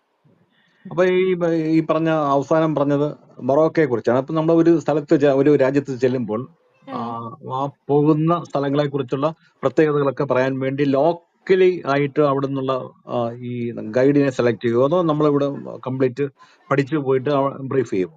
എന്താ ചെയ്യാറുള്ളത്? അല്ലെ, ഗ്രൂപ്പിനെ കൊണ്ടുപോകുമ്പോഴാണോ? ഗ്രൂപ്പിനെ കൊണ്ടുപോകുമ്പോൾ ഗ്രൂപ്പിനെ കൊണ്ടുപോകുമ്പോൾ ലോക്കൽ ഗൈഡ് വേണ്ട ആവശ്യമുള്ള സ്ഥലങ്ങളുണ്ട്. അപ്പൊ അതെല്ലാം നമ്മൾ ഈ പറഞ്ഞ പോലെ അവിടെ നമ്മൾ ലോക്കൽ ഗൈഡിനെ തന്നെ വെക്കും. കാരണം നമുക്ക് എത്ര ഷെയർ ചെയ്താലും അവരുടെ അത്രയും എക്സ്പെർട്ടൈസ് നമുക്ക് വരില്ല. അപ്പൊ അത് ലോക്കൽ ഗൈഡിന്, അത് ഈവൻ ഹംപി ആണെങ്കിലും നമ്മൾ സ്ഥിരം ഒരു ഗൈഡിനെ വിളിച്ചിട്ടാണ് കാര്യങ്ങൾ എക്സ്പ്ലോർ ചെയ്യുന്നതും ഇൻഫർമേഷൻസ് കൊടുക്കുന്നതും. പിന്നെ തഞ്ചാവൂരാണെങ്കിൽ ഗൈഡ് ഉണ്ടാവും. പിന്നെ അല്ലാത്ത സ്ഥലങ്ങളിലാണെങ്കിൽ നമ്മൾ തന്നെ നമ്മളെ ബഡീസ് തന്നെ എക്സ്പേർട്സ് ആയിരിക്കും, അവര് ഹാൻഡിൽ ചെയ്യും. അങ്ങനെ അതെപ്പോഴും പ്രിഫറബിൾ അതാണ്, ലോക്കൽ ഗൈഡ്സ് ആണ് നമ്മൾ പ്രിഫർ ചെയ്യുന്നത്. അടുത്ത ട്രിപ്പ് എവിടേക്കാ? അപ്പൂപ്പൻ താടിയുടെ ആണോ അതോ എന്റെ ആണോ? അതെ, അപ്പൂപ്പൻ താടിയുടെ അപ്പൂപ്പൻ താടിക്ക് ഗ്രൂപ്പിന്റെ. നമുക്ക് എല്ലാ വീക്കെൻഡ്സും ട്രിപ്പ് ഉണ്ട്. അപ്പം ഈ വീക്ക് ഇപ്പൊ ഞങ്ങൾ 3-4 ട്രിപ്പ് നടക്കുന്നത്. നെക്സ്റ്റ് വീക്ക് വരുന്നത് ഒരു മുടിപ്പാറ എന്ന് പറഞ്ഞ സ്ഥലത്ത് ഒരു ക്യാമ്പിംഗ് വരുന്നുണ്ട്. പിന്നെ ഈ അമ്പൂരിയില് കൂനിച്ചിമല എന്ന് പറഞ്ഞൊരു 1 ഡേ ട്രക്ക് ഉണ്ട്, അത് ഞാനാണ് കൊണ്ടുപോണത്. പിന്നെ നെക്സ്റ്റ് മന്ത് നമുക്ക് ലോങ് ട്രിപ്പ് വിയറ്റ്നാം ഉണ്ട്, രാജസ്ഥാൻ ഉണ്ട്. ഇത് 2 ലോങ് ട്രിപ്പ് ഉണ്ട്. ബാക്കി എല്ലാ വീക്കെൻഡ്സിലും കൊളുക്കുമല ക്യാമ്പ് ഉണ്ട്. പിന്നെ ഈ ഫാമേഴ്സ് ഷെയറിലെ ഒരു മീൻസ് ഷൊർണൂർ ഒരു എക്സ്പീരിയൻസ് ഉണ്ട്. ചിമ്മിനി ട്രക്ക് വരുന്നുണ്ട്. അങ്ങനെ എല്ലാ വീക്കെൻഡ്സും സ്കെഡ്യൂൾഡ് ആണ്. അല്ല, ഈ കൊളുക്കുമല ക്യാമ്പ് എങ്ങനെയാണ്? ഇവിടുന്ന് അവിടെ എത്തുമ്പോൾ തന്നെ 5-6 മണിക്കൂർ എടുക്കില്ലേ? നമ്മൾ എറണാകുളത്താണ് കൺവീനിയന്റ് ആയിട്ട് സ്റ്റാർട്ടിംഗ് പോയിന്റ് വെച്ചിട്ടുള്ളത്. രാവിലെ 8 മണിക്ക് തുടങ്ങും. പോണ വഴിക്ക് ലഞ്ച് കഴിച്ച് വൈകുന്നേരം ഒരു 2 മണിയോടെ സൂര്യനെല്ലി എത്തും. എന്നിട്ട് പിന്നെ അവര് ജീപ്പിൽ നമ്മളെ ക്യാമ്പ് സൈറ്റിൽ കൊണ്ടുപോയിട്ട് അന്ന് അവിടെ സ്റ്റേ ചെയ്ത് നെക്സ്റ്റ് ഡേ ഏർലി മോർണിംഗ് നടന്ന് നമ്മൾ ഈ സൺറൈസ് പോയിന്റിൽ പോയി സൺറൈസ് കണ്ടിട്ട് തിരിച്ച് നമ്മൾ ഇതേപോലെ രാത്രി ഒരു 8-9 മണി ആകുമ്പോഴത്തേക്കും കൊച്ചി എത്തും. അങ്ങനെ ഈ നമ്മളുടെ കൂടെ യാത്ര ചെയ്യുന്നവരെ എന്തെങ്കിലും തരത്തില് അസുഖകരമായിട്ട് നമ്മളോട് ഇടപെടാറുണ്ടോ? അങ്ങനത്തെ സംഭവങ്ങൾ ഉണ്ടായിട്ടുണ്ടോ? ഇഷ്ടംപോലെ ഉണ്ട്. എല്ലാവരും ഞാൻ ഒരേ പറഞ്ഞു, മനസ്സായി. എല്ലാവരും ചിലരുടെയൊക്കെ എക്സ്പെക്ടേഷൻ റോങ് ആയിരിക്കും. ആ സമയത്തൊക്കെ ഭയങ്കര മോശമായിട്ട് ഉണ്ടാവാറുണ്ട്. അപ്പം ഞാൻ പറഞ്ഞില്ലേ, നമ്മൾക്ക് കഴിഞ്ഞ ദിവസം ഈ ഷൊർണൂർ ഒരു എക്സ്പീരിയൻസിന് നമ്മൾ കൊണ്ടുപോയപ്പോൾ ആളുകൾ ഒരു 8 പേര് മൊത്തം ഗ്രൂപ്പിന്റെ മൂഡ് സ്പോയിൽ ചെയ്തു. ഒരു ഭയങ്കരമായ ഇഷ്യൂസ് തന്നെ ഇതാ പറഞ്ഞത്. പക്ഷെ ബാക്കിയുള്ളവർ നമ്മളെടുത്തെന്ന് വെച്ചാൽ ആക്ച്വലി അവരുടെ പ്രശ്നം എന്തായിരുന്നു എന്നാണ്. കാരണം ബാക്കിയുള്ള എല്ലാവരും എൻജോയ് ചെയ്തു, ഇവർക്ക് മാത്രം അത് പ്രശ്നമായിരുന്നു. അപ്പൊ പിന്നെ അതുപോലെ തന്നെ എന്നെ വിളിച്ച് ചീത്ത വിളിക്കുന്നവർ ഇഷ്ടം പോലെ ഉണ്ട്. അപ്പം that is also part of business. അത്രേ ഉള്ളൂ. നമ്മള് പോസിറ്റീവ്, ഞാൻ പറയാം, യാത്രയിൽ നമുക്ക് ചീത്ത അനുഭവങ്ങളും നല്ല അനുഭവങ്ങളും ഉണ്ടാവും. അതുപോലെ ബിസിനസ്സിൽ നമ്മൾ നല്ല കസ്റ്റമേഴ്സിനെ മാത്രം കാണുന്നു, ബാക്കിയുള്ളവരെ ഇഗ്നോർ ചെയ്യുന്നു, അത്രേ ഉള്ളൂ. പിന്നെ ക്രിറ്റിസിസം എന്തെങ്കിലും വരുമ്പോൾ നമ്മൾ അതിനനുസരിച്ച് ഇമ്പ്രൂവ് ചെയ്യേണ്ടതാണെങ്കിൽ ഇമ്പ്രൂവ് ചെയ്യണം. അതാണ് ഞാൻ പറഞ്ഞത്, ക്വാളിറ്റി കോംപ്രമൈസ് ചെയ്യാൻ നോക്കാറില്ല. അങ്ങനെ ചെയ്ത് കഴിഞ്ഞാൽ ഭയങ്കര പ്രശ്നമാണ്. അപ്പം നമ്മൾ റേറ്റ് ബെറ്റർ നോക്കി അതിനനുസരിച്ചുള്ള നല്ല ക്വാളിറ്റി സർവീസസ് തന്നെയാണ് ഇപ്പം കൊടുക്കുന്നത്. അങ്ങനെ പിന്നെ അതുപോലെ കേരളത്തിൽ നിന്ന് കൂടുതൽ സ്റ്റാർട്ടിംഗ് പോയിന്റ്സ് വെച്ച് ഇപ്പൊ ചെട്ടിനാട് ട്രിപ്പ് എല്ലാം നമ്മൾ തിരുവനന്തപുരത്ത് നിന്ന് സ്റ്റാർട്ട് ചെയ്യുന്നു. തഞ്ചാവൂര് നമ്മൾ തിരുവനന്തപുരത്തു നിന്നും സ്റ്റാർട്ട് ചെയ്യുന്നുണ്ട്, എറണാകുളത്തു നിന്നും സ്റ്റാർട്ട് ചെയ്യുന്നുണ്ട്. അങ്ങനെ പിന്നെ അതുപോലെ തന്നെ ഫ്ലൈറ്റ് ഇൻക്ലൂഡ് ചെയ്ത ട്രിപ്പുകൾ സ്റ്റാർട്ട് ചെയ്യാനുള്ള പ്ലാൻ ഉണ്ട്. അങ്ങനെ ആകുമ്പോൾ എല്ലാവർക്കും കൊച്ചിയിൽ നിന്ന് തന്നെ സ്റ്റാർട്ട് ചെയ്യാം. അങ്ങനെ കുറച്ച് ഫണ്ടൊക്കെ ഒന്ന് ഉണ്ടാക്കി കുറച്ചുകൂടെ ഒന്ന് സെറ്റ് ആക്കണം എന്നുള്ള വിചാരിക്കുന്നു. ഈ ടൂറിസം ഡിപ്പാർട്ട്മെന്റിൽ നിന്ന് എന്തെങ്കിലും തരത്തിലുള്ള ധനസഹായമോ അതല്ലെങ്കിൽ അങ്ങനെ എന്തെങ്കിലും കിട്ടുന്നുണ്ടോ? ഇല്ല ഇല്ല ഇല്ല, അങ്ങനെ ഒന്നുമില്ല. പിന്നെ അങ്ങനത്തെ പ്രോജക്റ്റുകൾ അവർക്ക് മുമ്പ് ഉണ്ടായിരുന്നല്ലോ അല്ലെ? ഈ ഞാൻ വിദ്യാർത്ഥികൾക്കൊക്കെ വേണ്ടിയിട്ടുണ്ടായിരുന്നല്ലോ. ഞാൻ അങ്ങനെ ഒരു ഇത് എക്സ്പ്ലോർ ചെയ്തിട്ടില്ല ഇതുവരെ, പക്ഷെ നോക്കണം. ഇല്ല, മുമ്പ് ഉണ്ടായിരുന്നു. അത് കുറച്ച് മുൻപ് അങ്ങനെ ഒരു പ്രോജക്റ്റ് ഉണ്ടായിരുന്നു. ടൂറിസം ഡിപ്പാർട്ട്മെന്റിന് വിദ്യാർത്ഥികൾക്കൊക്കെ വേണ്ടിയിട്ടുള്ള ചില പ്രോജക്റ്റുകൾ ഉണ്ടായിരുന്നു. അപ്പൊ അവർക്ക് സബ്സിഡൈസ്ഡ് ആയിട്ടുള്ള റേറ്റിൽ അവരെ കൊണ്ടുപോകാനും ഏജൻസികൾ അറേഞ്ച് ചെയ്ത് അത് കൊണ്ടുപോകാനുള്ള സൗകര്യമൊക്കെ ഉണ്ടായിരുന്നു. ഇപ്പൊ അത് ഉണ്ടോന്ന് അറിയില്ല. അല്ല, ഇപ്പൊ നമ്മളിപ്പോ MSME ആയിട്ട് രജിസ്റ്റർ ചെയ്തിട്ടുണ്ട്. പിന്നെ അവർക്ക് എന്തോ ഒരു ഫണ്ട് ഉണ്ട് തോന്നുന്നു, അതൊന്ന് എക്സ്പ്ലോർ ചെയ്യണം. MSME ആവുമ്പോ ഈ പറഞ്ഞ പോലെ ചെറിയ ഇതിന് വേണ്ടിയിട്ടുള്ള ഇൻഡസ്ട്രീസ്. അപ്പം അതും ഒന്ന് നോക്കണം, അതും ഒന്ന് എക്സ്പ്ലോർ ചെയ്ത് നോക്കണം, എന്തെങ്കിലും ഓപ്ഷൻസ് ഉണ്ടോ എന്നുള്ളത്. എന്നുവെച്ചിട്ടുണ്ടെങ്കിൽ ഈ വിദ്യാർത്ഥി സംഘങ്ങൾക്ക് ആ യാത്ര ചെയ്യാനായിട്ടും അവരുടെ സ്റ്റഡി ടൂറുകൾ കണ്ടക്ട് ചെയ്യാനൊക്കെ പക്ഷേ താല്പര്യങ്ങളുണ്ട്. പക്ഷെ ഇപ്പൊ ചിലപ്പോൾ അങ്ങനെ ആരും അങ്ങനെ യൂട്ടിലൈസ് ചെയ്ത് നമ്മൾ അപ്രോച്ച് ചെയ്യുന്ന സ്റ്റുഡൻസ് എല്ലാം തന്നെ അവരുടെ ഫണ്ടിന്ന് അങ്ങനെ ചെയ്യുന്നവരായിരിക്കും. അതുകൊണ്ട് ഇതിപ്പോ ആരെങ്കിലും യൂട്ടിലൈസ് ചെയ്യുന്നുണ്ടോ അല്ലെങ്കിൽ ഇങ്ങനെ ഒരു സംഭവം ഉണ്ടോ എന്ന് പറഞ്ഞുകൂടാ ഇപ്പൊ ഓക്കെ, അങ്ങനെയൊക്കെ. നമുക്ക് വേറെ എന്തെങ്കിലും നമ്മള് ഇവിടെ ബാക്കി ആരും ചോദ്യങ്ങൾ ചോദിച്ചില്ല. ശ്രീ വിപിൻ ബാബു സാറുണ്ട്, അതുപോലെ സുരേഷ് സാറുണ്ട്, സുരേഷ് നെല്ലിക്കോട്, ഇന്ദു മാഡം ഉണ്ട്, ചോദിക്കാവുന്നതാണ്. ഹലോ, ഇതാരാണ് സംസാരിക്കുന്നത്? ഒരു യാത്രികയാണല്ലോ. യാത്രികയുടെ പേരെന്താണ്? അതെ, എന്താണ് പേര്? ഇല്ല. എവിടെയൊക്കെ പോയി ഇള? എവിടെയൊക്കെ പോയി യാത്ര ചെയ്തിട്ട്? അപ്പൂസ് എവിടെയൊക്കെ ട്രാവൽ ചെയ്തിട്ടുണ്ട്? ആ ട്രക്കിങ്ങിന് പോയോ? കഴിഞ്ഞ ആഴ്ച ട്രക്കിങ്ങിന് പോയതാണ് ഇപ്പോഴുള്ള ഏറ്റവും ലേറ്റസ്റ്റ് ഓഹോ, മെമ്മറി. അത് എവിടെ സ്ഥലം? എവിടെയാണ് ട്രക്കിങ്ങിന് പോയത്? പറയാം. മൊറോക്കോയിൽ നിന്ന് എന്താ കൊണ്ടുവന്നേ? മൊറോക്കോയിൽ നിന്ന് എന്താ കൊണ്ടുവന്നേ?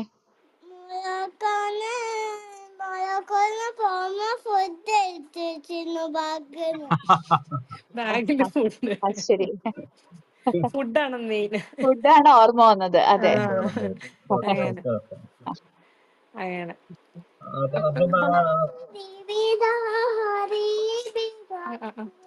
ഇനി അടുത്ത ട്രിപ്പ് എവിടേക്കാണ് സജന പ്ലാൻ ചെയ്യുന്നത്?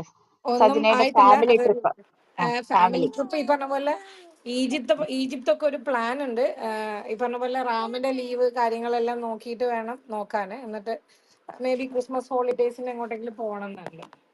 എന്താണ് ഈജിപ്റ്റ്? എന്തുകൊണ്ട് ഈജിപ്റ്റ്? ഈജിപ്ത് പിരമിഡ് കാണണം എന്ന് ആഗ്രഹമുണ്ട്. പിന്നെ സൂയിസ് കനാലിൽ കൂടെ കപ്പൽ പോകുന്നത് കാണുന്നുണ്ട്. എങ്ങനെ അതൊരു ആർക്കിടെക്ചറൽ വണ്ടർ ആണല്ലോ. അപ്പൊ അത് ഈ പറഞ്ഞ പോലെ എല്ലാം ഒന്ന് ഈ പറഞ്ഞ ഐറ്റിനറി ഒക്കെ എല്ലാം ഒന്ന് എക്സ്പ്ലോർ ചെയ്ത് എങ്ങനെ എന്തെല്ലാം കാണാൻ പറ്റുമൊക്കെ ഒന്ന് നോക്കിയിട്ട് പ്ലാൻ ചെയ്യണം. അല്ലെങ്കിൽ ഈ പറഞ്ഞ പോലെ ശ്രീലങ്കയോ നേപ്പാളോ അങ്ങനെ പോകണം. അങ്ങനെയുണ്ട്. ശ്രീലങ്കയൊക്കെ മറ്റേ ഒരു പുസ്തകം വായിച്ചിരുന്നു. അങ്ങനെ ആ ഒരു എക്സ്പീരിയൻസ് ഒക്കെ കണ്ടിട്ടുള്ള ഒരു ആഗ്രഹമാണ്. നോക്കട്ടെ എന്താണ് വർക്കൗട്ട് ആവുക എന്ന് അറിഞ്ഞൂടാ. യാത്ര പോകട്ടെ, നിരന്തരം യാത്ര ചെയ്യട്ടല്ലേ. Anyway thank you. ഓക്കെ, നമ്മൾ വളരെ നോൺ സ്റ്റോപ്പ് ടോക്ക് നോൺ സ്റ്റോപ്പായി സംസാരിച്ചു. കാര്യം രണ്ടാമത്തെ സ്പീക്കർക്ക് ഇതിൽ സംസാരിക്കാൻ പറ്റാത്തതുകൊണ്ട് സജിന അത് ഒരു മിനിറ്റ് പോലും ബ്രേക്ക് ഇല്ലാതെ ഗംഭീരമായി അനുഭവങ്ങൾ പറഞ്ഞു. ഇതോട്ട് ബന്ധപ്പെട്ട പ്രശ്നങ്ങളെ കുറിച്ച് പറഞ്ഞു. വൈഡ് റേഞ്ച് ഓഫ് ടോപ്പിക്സ് നമ്മൾ ഇന്ന് ഈ പരമ്പരയുടെ 43-ാം ഭാഗത്തിൽ സജിന അലിയിൽ നിന്ന് കേട്ടു. അപ്പൊ അതിലെ ഉള്ള സന്തോഷം ഞാൻ പ്രത്യേകം രേഖപ്പെടുത്തട്ടെ.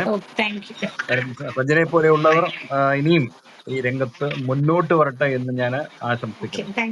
മാത്രമല്ല സജിനയുടെ യാത്രാനുഭവങ്ങൾ പുസ്തകമായി പ്രസിദ്ധീകരിക്കപ്പെടുമ്പോൾ കൂടുതൽ വായനക്കാരിലേക്കും കൂടുതൽ വിഭാഗങ്ങളിലേക്കും അത് എത്തും.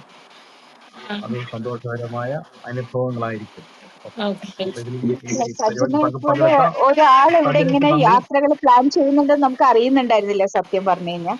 ഇതുപോലെ ചിന്തിക്കുകയും സമൂഹത്തിലെ സ്ത്രീകളെ എല്ലാവരെയും ഒരുമിച്ച് യാത്രയ്ക്ക് കൊണ്ടുപോകണമെന്ന് അങ്ങനെ പ്രേരിപ്പിക്കുന്ന ഒരാളുണ്ടെന്ന് അറിയുന്നുണ്ടായിരുന്നില്ല. വളരെ എന്താ പറയാ, യാദൃച്ഛികമായിട്ടാണ് ഇങ്ങനെ ഒരാളുണ്ടെന്ന് മനസ്സിലായതും. എന്തായാലും സജന ഈ ഒരു വേദിയിൽ സജനയെ കൊണ്ടുവരാൻ പറ്റിയതും വലിയ കാര്യമായിട്ട് കരുതുന്നു. കാരണം സ്ത്രീ യാത്രികൾ ഒരുപാട് പേരുണ്ട്. യാത്ര ഒറ്റയ്ക്ക് ചെയ്യണം എന്ന് ആഗ്രഹിക്കുന്നവരും ഉണ്ടാവാം. പക്ഷെ അവർക്ക് വേണ്ടിയിട്ടുള്ള ഒരു മോട്ടിവേഷൻ ഉണ്ടാക്കി കൊടുക്കുക എന്ന് പറഞ്ഞ വലിയ കാര്യമാണ്. ഞാൻ മായയെ ഒരു പ്രാവശ്യം കൂടി ഇൻവൈറ്റ് ചെയ്തിട്ടുണ്ട്. മായ ഇപ്പൊ ഇവിടെ ഉണ്ട്. ഇപ്പോഴും മായയ്ക്ക് ജോയിൻ ചെയ്യാൻ പറ്റുന്നില്ല. നമ്മുടെ സുരേഷ് നെല്ലിക്കോട് കാനഡയിൽ നിന്ന് സജിനയുടെ ടോക്ക് കേട്ടെടുത്ത് അദ്ദേഹം താഴെയുണ്ട്. ഗ്രേറ്റ് ടു ഹിയർ സജിന എന്ന മെസ്സേജ് അയച്ചിട്ടുണ്ട്. നമ്മൾ ഇനി കണ്ടിന്യൂ ചെയ്യുന്നുണ്ടോ? നമ്മൾ എങ്ങനെ വൈൻഡപ്പ് ചെയ്യാണോ? 9 മണിയായി. 9 മണിയായി. മാത്രമല്ല ഇതിലെ രണ്ടാമത്തെ അതിഥിയായ മായ ജയനന് ഇതിൽ പങ്കെടുക്കാനും പറ്റിയില്ല. അതുകൊണ്ട് നമ്മൾ ലോകമേ തറവാട് പരമ്പരയുടെ 43-ാം അധ്യായം ഇവിടെ അവസാനിപ്പിക്കുകയാണ്. ഒരിക്കൽ കൂടി സജിന അലിക്കും ഇത് കേട്ട എല്ലാവർക്കും പങ്കെടുക്കാൻ കഴിയാതെ പോയ അമ്മായേക്കും ഞാൻ നന്ദി രേഖപ്പെടുത്തുന്നു. നമുക്ക് ഈ പരമ്പരയുടെ ഈ അധ്യായത്തിലൂടെ ശുഭ പര്യവസാനം. എല്ലാവർക്കും നന്ദി, നമസ്കാരം, ശുഭരാത്രി. ഓക്കെ എല്ലാവർക്കും ഒരിക്കൽ കൂടി നന്ദി, നമസ്കാരം, ശുഭരാത്രി.